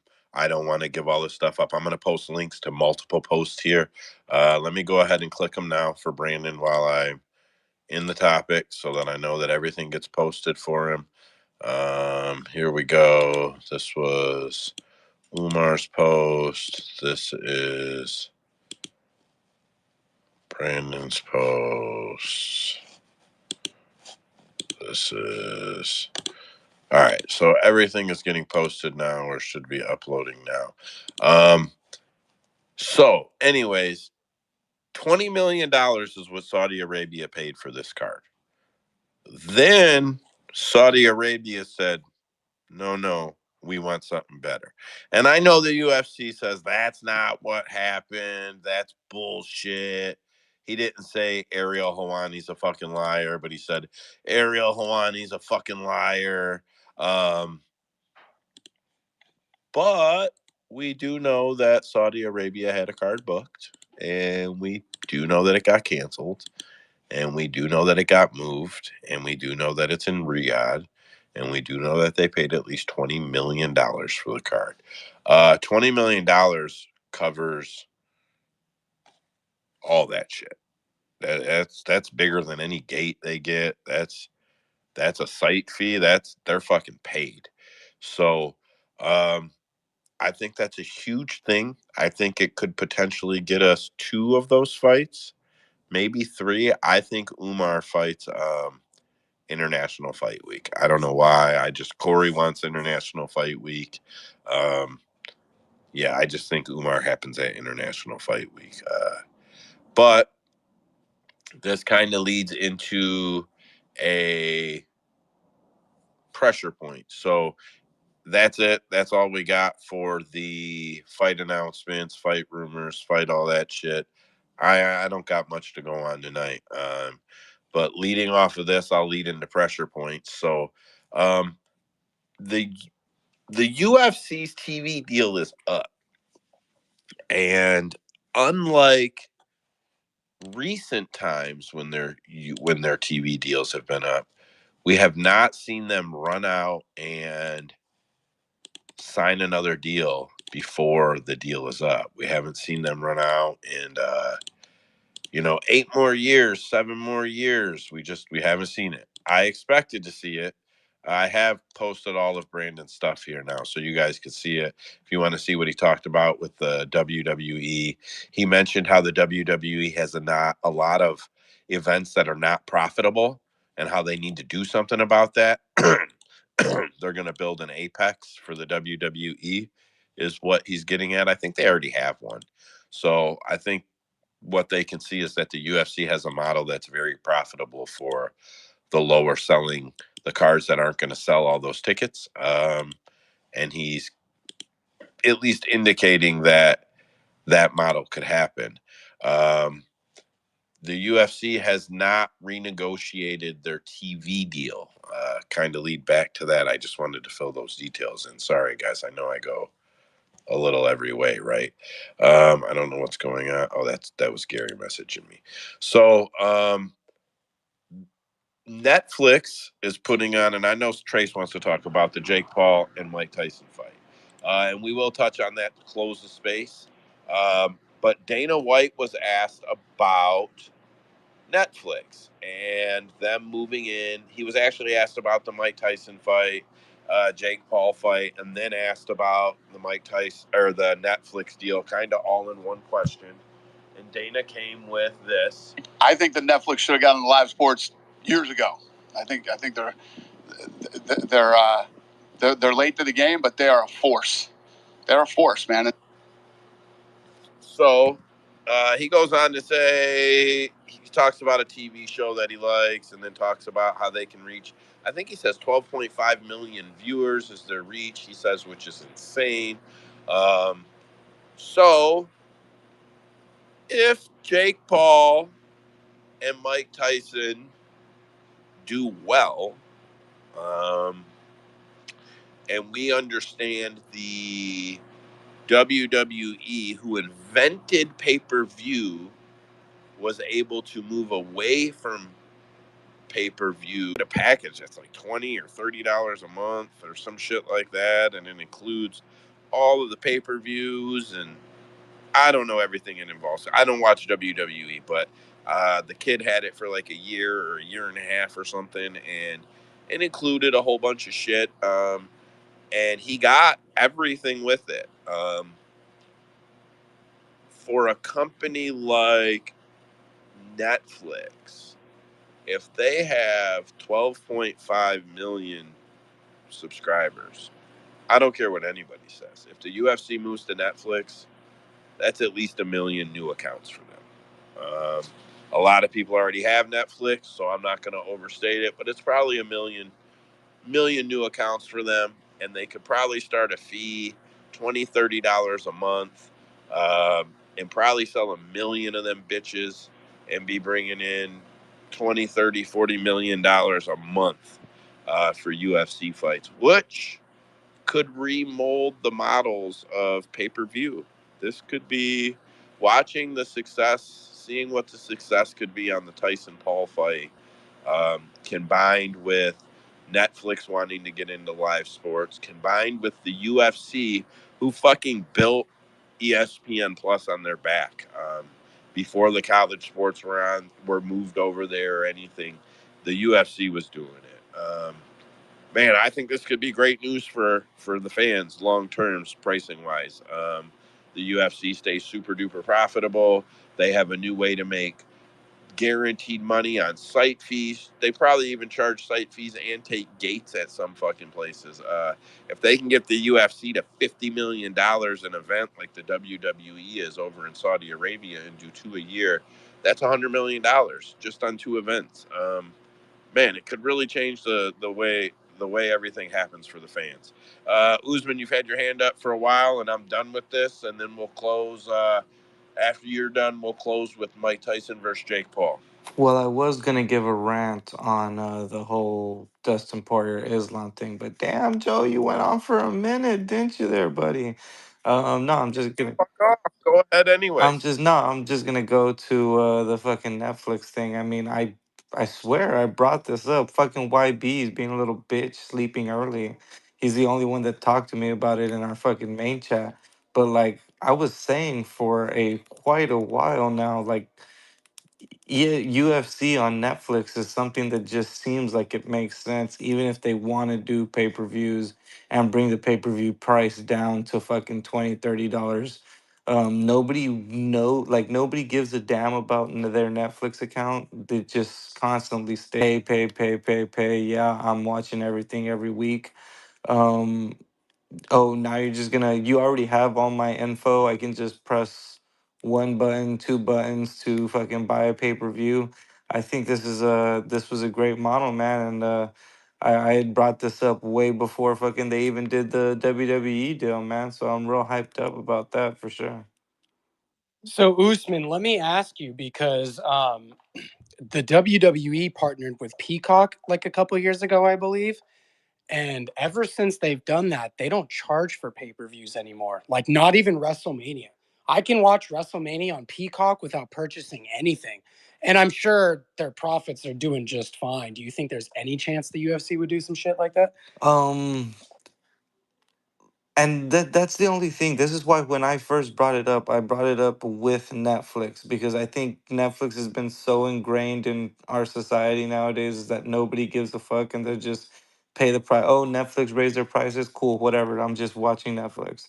Um, Whether they lowered the price, I mean, I can't see UFC getting away from pay-per-views. No, listen, but that's what I'm saying. So what the WWE did though for a while, and I think if you don't have Peacock, see, so Peacock pays them for a package. So they're getting paid by Peacock to put on X amount of events that air on Peacock. Then they're getting $50 million a site fee in fucking Saudi Arabia for 2 events. So they're getting $100 million off that. So they're probably doing that shit in Abu Dhabi. They're probably doing that shit all over the world, right? So they're probably bringing in fucking $500 million a year in fucking gates now in site fees, right? So I believe this is still active. If you don't have Peacock, you can go to the WWE and I think it's $20 or $30 a month. And you can sign up on their app and you can get all of their shit, like Andrew is saying, bro. It's like $20 a month. You get WrestleMania, you get fucking everything. So, like, if Netflix could say we now have a live sports package, it's $24.99 a month. We've got like 2 buster ass sports. Maybe they get something from college or something. You know, they get just something that they can play. Probably something that has high volume. Like they try to get anything that has high volume, and then they could bring UFC to that package, bro. Even if the package is $20 a month, man, to 12.5 million users, even if that bumps to 13, bro, if they could sell that package to 2 million users, like that's $40 million a month. Plus they're getting Abu Dhabi's paying $20 million for one show. Like, yes, Andrew, this definitely begins to lay pavement for a place where we don't have to pay for UFC fights anymore. It has to, bro. Like it eventually has to. The market is gonna pop. Bro, $30 Hey, $30 a month, like a one-time monthly fee. I could get behind that like 100 fucking percent. Like, dude, and that would also like a lot more people would probably just pay for them then. I mean, because you're already I think it was Usman was saying you're already paying for it because it's already on auto renew, like so many other things. And then yeah, man, like if I can, Most streamers and Trace, most streamers even have Fight Pass and ESPN Plus. So if they were to merge all of that shit into the Netflix sports package, like it's not like you're really losing. It's like you're paying fucking $10 a month or $8 a month for the pay-per-view. Like it would be a no-brainer in my I opinion, mean, man. I way think way back then when the Fox deal ended, I was praying that the UFC would not do an ESPN or re-sign with Fox, and they just fucking go with the Fight Pass model and just fully invest in themselves and just collect all the money themselves. Um, that was like a very hard reach. But just to go back to Andrew, man, fuck. I've told you how many fucking issues I have with ESPN Plus. I pay their fucking subscription and then they say that I'm not paying for it. I've never had that issue with Netflix. It's because that fucking mindless zombie thing of just like, yep, pay. I've never had to re-put in my card. It's right there. Oh, now I have to pay $20 to get UFC Unlimited right here. Give it to me. Especially if they're gonna give you like all the Fight Pass shit, like all the originals, all that stuff, dude. Like all that one place on Netflix, dude. That's a sick model, and like, dude, like you said, it would sell. It would do millions, dude. It would be like it would be the future of streaming, essentially. Listen, Vince McMahon, I understand all the heat and all the water, right? Okay, let's put that aside. Vince McMahon has been one of the most forward thinking, smartest sport promoting businessmen of our lifetimes. I see you. Give me 1 second. Like, you guys realize Vince McMahon invented pay per view, right? Dead serious. You know, he invented it, right? Because he didn't want to let everybody see Hogan slam Andre for free. Crickets. You guys didn't even fucking know that. Hey, It's real. some He of them really wasn't invents born. pay-per-view. Bro, so before it was streamed everywhere, like before cable could do it, he fucking set up arenas and charged people. He put it on Megatrons. He put it in like a bunch of arenas, right? So like just like they do now for games and shit, Vince McMahon invented that as pay-per-view. And then as soon as cable companies could sell pay-per-view, he was the first thing on it. And then Vince McMahon, cable, go research it, bro. Cable TV was a total bomb. It was a bomb. Nobody was willing to pay for TV. It was the dumbest shit ever. Nobody would pay for it. Vince McMahon got a contract to move the WWE, which was the biggest ratings draw of the entire week on Saturday or Sunday when it ran. He got a contract to move that shit to cable TV and literally fucking saved cable TV. Then he started the XFL. Before Vince McMahon owned the XFL, there were no overfield cams. Nobody had them. Nobody had sliding cable cams. Nobody did them. They weren't a thing. Vince McMahon brought that into live sports. There's actually, I don't know exactly how it worked, but the NFL had to pay Vince McMahon when they started using that. I don't know exactly how much or how it all worked out, but they had to pay him for that. Vince McMahon then used the model that I'm talking about in this exact type of situation where he could move on to platforms and keep his apps open and get site fees. He moved his company public and did all of this. And the UFC gets 20 million for a fucking site. They get 50 million. So what does that tell you? Like, Vince McMahon laid the pavement. So like, I just feel like TKO was given the fucking blueprint. Like Vince McMahon gave them the perfect blueprint. So yes, I think that shit all becomes free. Zah, thanks for holding out. Go ahead. No doubt. I just I just think that they're gonna still sell pay-per-view fights if they have it on Netflix. They're gonna still sell it for like $90. Cause like I have ESPN Plus, but this weekend I had to illegally stream it because I ain't paying that money for that pay-per-view. See, but what you have to understand is so ESPN's Plus is reach is much smaller. So like the UFC doesn't care how much those pay-per-views cost. They don't make any more or any less money. They get a contract from ESPN. It is paid. That's it. ESPN is trying to get their money back selling subscriptions and pay-per-views. ESPN's reach is probably 5 or 6 million people, if I had to guess. Netflix is double that. If Netflix could, and they will gain traction and they will gain subscriptions. If Netflix could start a sports package and put the UFC on it and include all their shit, they could still afford the UFC. It's just a matter of, can they afford the UFC? I think the UFC is probably going to be looking for about $600 million a year on this contract. Whatever the streaming rights are or fucking broadcasting rights are, I think they're going to want $600 million, $50 million a month for the broadcasting streaming rights to the UFC. That's pay-per-view rights or subscription rights or whatever the fuck it is. I think that's what they're going to want, or they will do what Usman wanted and they will just fucking sell their own shit. But I just don't think they need to. I think someone will easily give them $50 million. But the crazy shit is everybody's counting out DAZN. I would not count out DAZN. That's all I got, guys. That's it. Trace, I know you wanted to say a little something. I wanted to too, but I'm already 12 minutes over.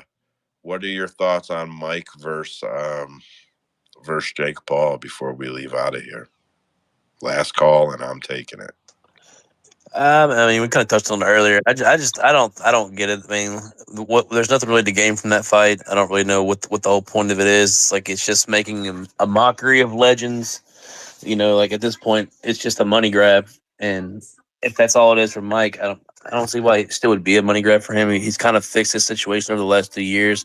He's had several. Like, want to see Mike Tyson knock him out. I just don't see that happening, man. Like, don't fall into that trap. Uh, put your money on Jake Paul, guys. I mean, it's all a setup. It's all to make him look good. It's not to help Mike Tyson's career. Put it that way. Joe, I'll kick it back to you. I know you and I talked before. I think for Mike, this is cuss. I don't know, man. Like I'm a true Mike Tyson fan. I think I've watched everything he's ever said. Maybe not all of his podcasts. I watch a lot of them, but interviews, things like that, appearances. I think I've watched everything he's ever said, and Mike loved Cus D'Amato. He loved him, and Cus taught Mike to be a warrior, to mean something, to fight 100 fights before you die. Legends are made by repetition, not by knockouts type shit. And Cus was a real hardcore guy, but he loved Mike, and Mike loved that. And I don't know, man. I feel like this fight means a lot to Mike. I feel like he is going to try to fucking kill Jake Paul. He's old. I'm not saying he can.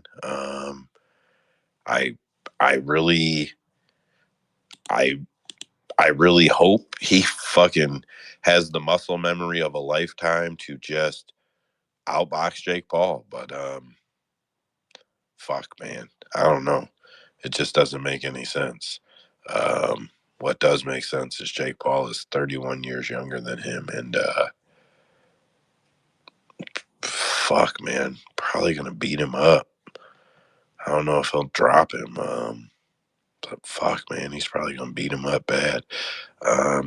If I'm seeing, no, I'm trying to figure out what they're gonna get paid, and I can't figure it out.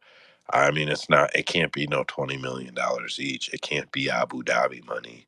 But I would assume it's a bag. I would assume it's 5-7 million bucks a piece. Who knows? Usman, then Connor. Hey, yo, nobody listened to Trace, man. That guy was in the DM saying that he thinks Mike Tyson has a chance, that he's going to bet him by knockout. This guy's a damn liar and going back on his words. Trace, you put that money on Mike Tyson. so that I can cash even better on Jake Paul. There's a reason that this fucking shit is on Netflix, man. For one, to boost up that new fucking getting into sports shit. But like, is anybody gonna buy this? Like, for one, nobody buys a Jake Paul fight. For No, two, like everybody wants to see Mike Tyson, but no, but everybody's going into this being like, fuck, man, I don't want to see Mike Tyson lose to a fucking asshole like fucking Jake Paul, man. here's what I'll bet you, Usman. Here's the model. Here's what we've been talking about. Could this make it worth it, right? I would bet you, because it's reported to be free with your Oh, subscription, free on Netflix, bro. I'm tuning in and I'll watch it back. I'll fucking rewatch bro. that bitch. I'll bet you 5 million people tune in live. I'll bet you almost half of Netflix subscribers tune in. Mike Tyson is hands down, unequivocally, unarguably the most loved combat athlete in history.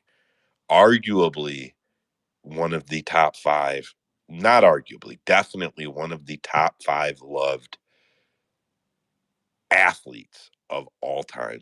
Mike Tyson, Michael Jordan.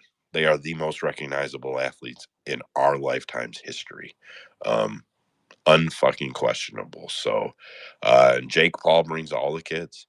Every dad, just think about this. Every dad wants to see Mike Tyson knock this fucking kid out, and every kid wants to see this kid knock Mike Tyson out, bro. 5 million people will tune into this shit.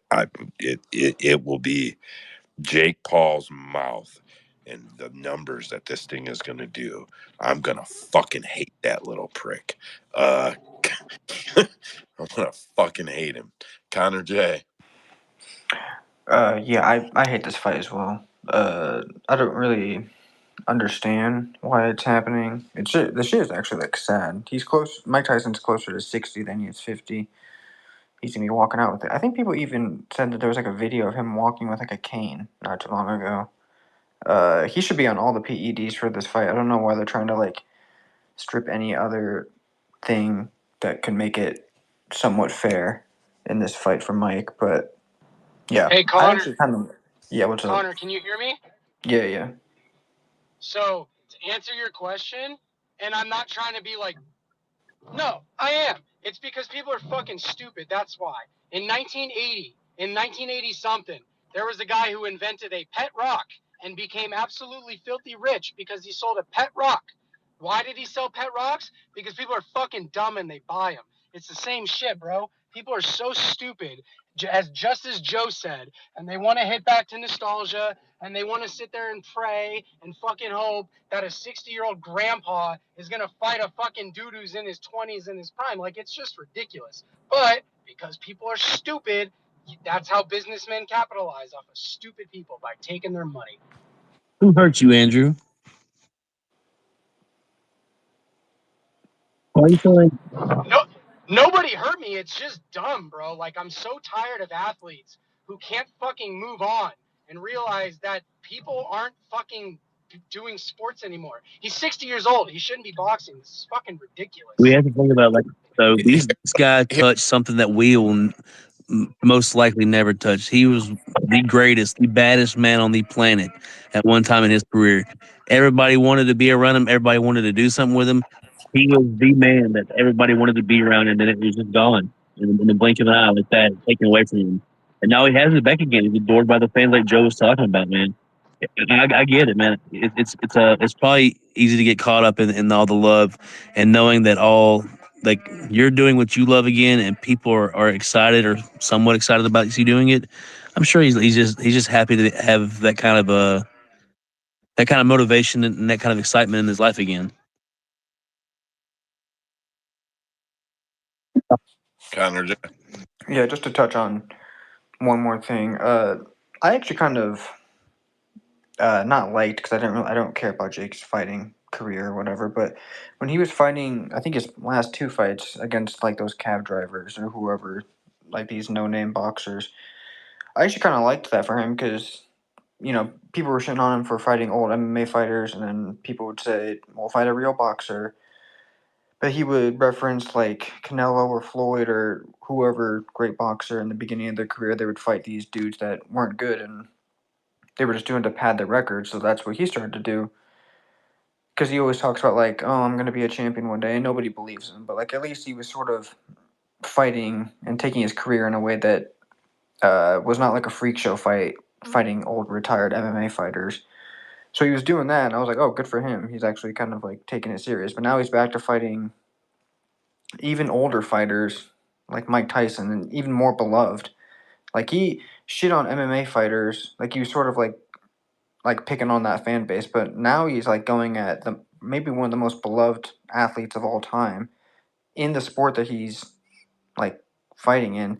It's just so crazy. I agree with Andrew. It's just so sad that these guys just can't kind of move on, especially in combat sports. Like that seems to be like you don't see Shaquille O'Neal coming back out of retirement to play basketball, but like combat sports athletes come out like every other month, it seems like, to do something. It's just sad.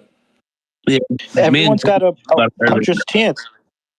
Me and Joe talked about it earlier. Actually, it's just at some point you think you kind of have to start kind of protecting your legends, man. Like protect the guys that went through all that and earned all that glory. Like save them from themselves. You know, save Evander from himself. Save Mike from himself. But no, we're in an era where freak shows sell, and it's sad, but it's been an effective business plan. Apparently, I mean, Jake was already rich, but he's made millions upon millions off of this model that he built. So it's a shitty model, but you got to respect the ingenuity and the creativity of the young dude.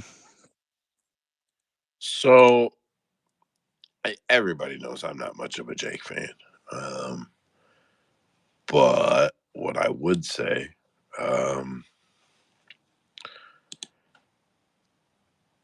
if you're Jake Paul, you're not going to pass up the opportunity to box Mike Tyson. Get past the age. Get past the will he knock him out or won't he knock him out. Get past all that. Like, put all the boxing aside. What if someone told you you could box Mike Tyson? Would you pass that shit up? Because I wouldn't, right? So, like, Seen Jake's gonna spin over. it as Jake's gonna spin it as I'm gonna fight to be the baddest man of the planet. He's gonna, he's gonna do what he's gonna do, but he's not gonna pass up the opportunity to box Mike Tyson for $10 million. The second thing, and I know that he's probably the antagonizer of booking this fight, but I think Mike actually said he wanted to knock Jake the fuck out first.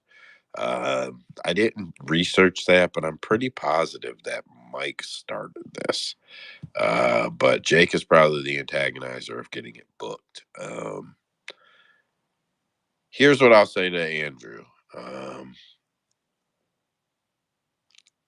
I used to laugh at the Rolling Stones.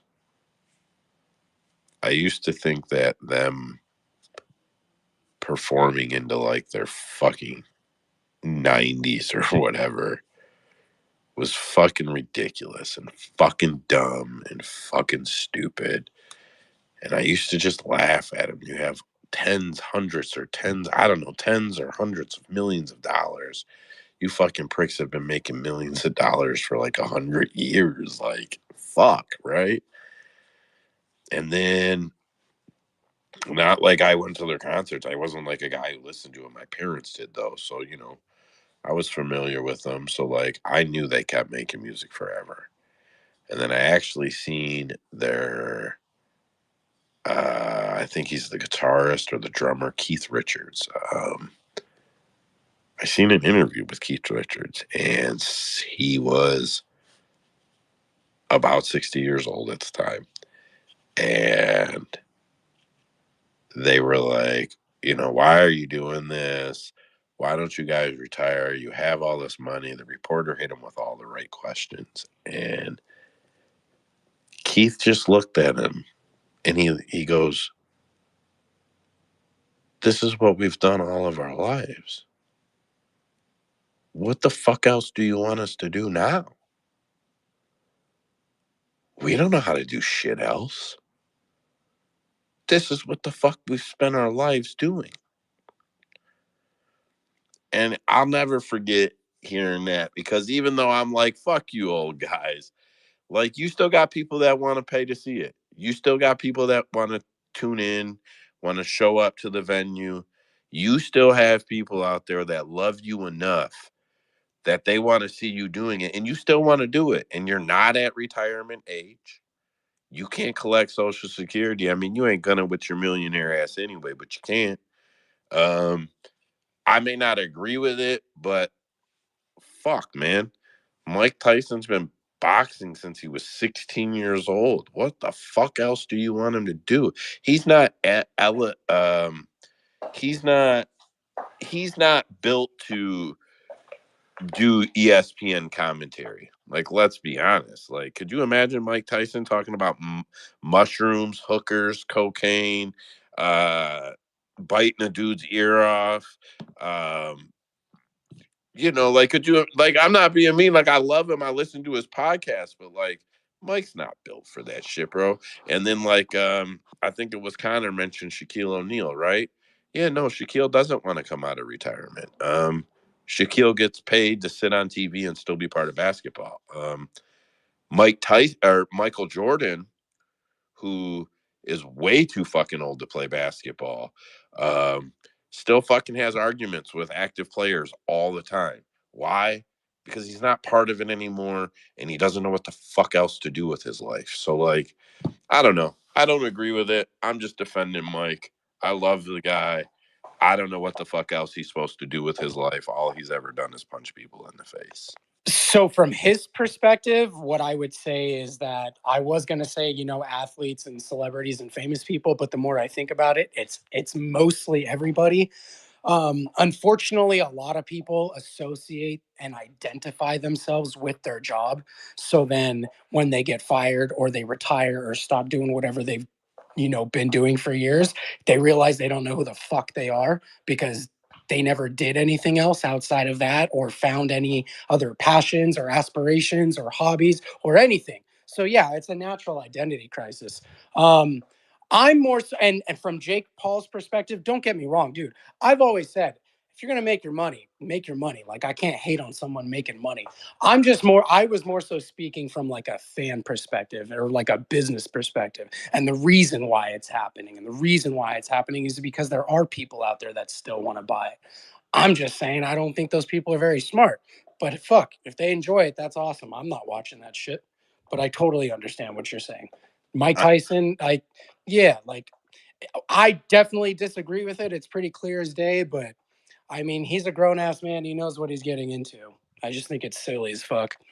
Well, I am tuning in. And to be clear, an identity crisis isn't doing something your whole life, and then when you stop not knowing who you are. An identity crisis is the flip fucking opposite of that, bro. It's I don't want to start the fucking rabbit hole, but it's the flip fucking opposite of that. Usman or Connor J's been up long. I don't know, bro. You two and close it. I'm Connor, done. go Trace, ahead, Connor. Yeah, I don't know. I get what Joe's saying with the whole like the Rolling Stones example and whatnot, but I just think combat sports, boxing, MMA, it's just sort of, I'm not saying, like, it's different. You know what I'm saying? Like, those guys can sing, play the drums, and whatever, like, in their late ages, and they might not be as good as they once were, but your athletic prime and the damage that you can take, you can only do that for so long. And Mike Tyson has, like, close to, like, 60 fights, and he's almost 60 fighting a guy. I know, like, I'm obviously, like, saying the obvious and why he shouldn't do it, but yeah, I mean, Joe's right. He probably shouldn't be like on like a boxing pay per view or whatever, commentating the fight. But I just don't think that because he can't do that, that he should resort to fighting again. I think there's got to be something else because if he gets knocked out by Jake Paul, people are just going to be, I don't know. He's not resorting to fighting. Mike Tyson has millions of dollars now, bro. He's paid. He wants to I fight. know. He wants to Do you do think it. he should fight? You Yeah, think he he should wants fight? to fight. Yeah, I tell you what, I I give disagree, you my but word. I give you my word. I give you my word of honor. I don't know you. I'm going to assume you're the average guy. Maybe you train, you're super tough, and you'll go, no, that's not me. But I assume you're the average guy. If you're the average guy, I could introduce you to a 58-year-old that'll kick your fucking ass. Yeah, like yeah, I have no problem with it. If Mike Tyson wants to box this kid, fucking box him. Who cares? If you get knocked out traumatically, all right, don't do that again. But it's not like we're saying Mike's been getting beat up. Chuck Liddell came back, right? yes, and Chuck nobody Liddell, we thought all Chuck should used to come make back. I fun don't of him. understand this. What you think? We all made fun of him, right? And we all said how horrible an idea it was. And then it was. So Chuck got knocked out again, and then Chuck didn't come back no more. Let Mike come back. That's his business. Nobody's got a story about how Mike fucked up and went out on a stretcher and fucked everything. How is he doing this again? It's not like he's BJ Penn. Yeah, but was he It's winning? not Was like he he's been winning his knocked out a boxing whole bunch of fights times. before he retired? Yeah. He wasn't losing on the way out. Are you I asking am me? asking. I'm not looking up his record right now. I am asking. I guess I could look it up. Let me look it up real quick. I think he left about 50-50. 1 second. Yeah, I'm already on it for He you. I lost. mean, real quick, you did not have to So it take a can't be dig at that He's bad, BJ bro, Penn like he's because that. 1-3 in his last 56 4 before he retired. 56-6. Did he get KO'd? He lost to Lennox Lukes KO. He lost to Danny Williams KO, and then RTD. I don't know what that stands for on this, but his last fight was a loss as well. Yeah, he walked out of 2 of those fights. And then Evander was a TKO, it was a TKO as well. He walked out of 2 of those fights. No shame in a TKO to Lennox Lewis and Yeah, That's fine. I'm I'm just not. saying, like, even on the way out, he wasn't. I'm not arguing for or against. I was just saying. Yeah, Lennox Lewis is great. I'm just saying, like, he's 60 years old. I don't see what point 7. he should be fighting, especially a young guy that's. So why? Yeah, Listen, here's what I would say to Well, yeah. you. I How don't know how they're even getting this fight sanctioned at 58 years old. So That's I what get I'm saying. how What old is are you, how are we, like. Connor? How old are you? I'm 26. So do you think you're 26 years old? You're a grown man, right? You got a I do job. have a job, yeah. You have your own Yes. house. What do you do? I'm not No, judging it's you. You fine. know, you could I general. work at the post What office. do you do? You like your job? I like it. Most people that work there do. Really, most people that work there love their fucking job. You like your job? I like it well enough to pay the bills. Can't complain. Do you deliver, I man? don't. I work in the plant. You work in the Yeah. plant? What do you do in the plant? I like run the machines or whatever. Like run the mail through All it. right, so you got a good job, Yeah. right? So do you feel like a 57-year-old man who has never met you in your life or spoke to you or done your job or even been in the vicinity of you doing your job should be able to say, who is that kid to run the machines? Because that's what you're doing to Mike Tyson right now. I'm not. Well, I'm not saying. No, I guess not. That's what you're doing to him. I guess if he. I get. Yeah. No to your question, but I'm not saying Mike is not good enough. I'm saying that Mike is like old enough. Like. What is the point of him retiring back then if he's just gonna keep fighting? Why didn't he just keep fighting? Why does any athlete retire? Do you say this about Floyd Mayweather? Floyd is fighting exhibition fights against dudes that are like so undermatched compared to him. So Floyd is Floyd's also fighting not with 60 years old. These are not the same thing. Floyd's fighting. The- If there's no headgear on, it's a fight. yeah, that's fine. Floyd knocked the dude out in the last one. Yeah, that's fine against guys that are like so much worse than him. And Jake is worse than him, but he's also Floyd is not 60 years old. I mean, he's like 52. No, Floyd is 52 years old. Is that right? He's old as I'm not saying he's fuck. not old. I don't know if He's he's actually 47. 52. So Floyd is old, 47. but Let's pass he's Usman here almost an hour over time. Usman, what you got on this?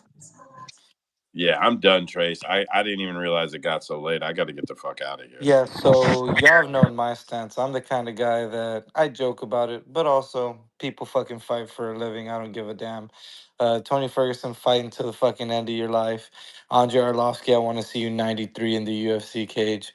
I understand what Joe's saying of like, he's a fucking grown ass man. He's gonna make his decisions. Fucking Mike Tyson wants to go out there and fight a 27-year-old.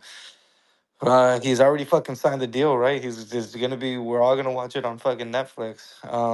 My biggest thing is like fucking. I'm not a Jake Paul fan. I don't really think I'm a hater either now anymore. Like I kind of got to give him his respect. He's taken the boxing life very serious, and I think that's what I dislike about it is that he's really fucking taking it serious. He's uh taking training all the way. Like he doesn't need to, but he's made boxing his life. You know what I mean? In the first couple of fights, I was thinking, man, I could whoop fucking Jake Paul's ass. I don't think I can whoop Jake Paul's ass now, not in a boxing ring. Um, the worst part for me is if Jake Paul goes out there and beats Mike Tyson. This is gonna be a kid that we all just dislike and don't care for, who's going to fucking have a legendary resume, and that pisses me the fuck off. Ben Askren, Tyron Woodley, Anderson Silva, Mike Tyson, like we know there's gonna be lots of asterisks and stipulations and shit behind it, but from Nate Robinson to Mike Tyson, the kid is gonna have a legendary fucking record. And boxing just hands out fucking belts like crazy.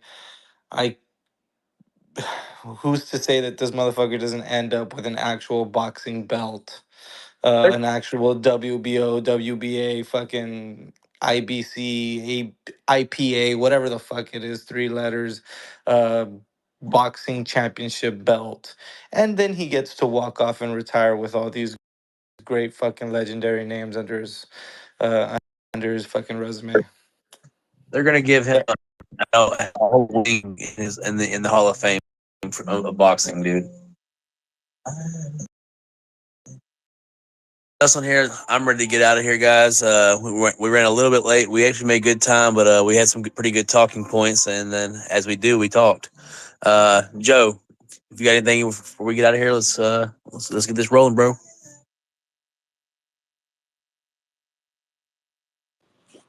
I don't think he has sound.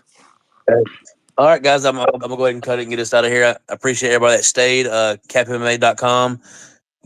I mean, at this point, you guys know it, but best handicapping site in the game. Joe's putting a lot of effort into it, and a lot of time and money into it as well. So I hope y'all are using it. It's a great tool, man. More things to come, bigger and better things moving forward.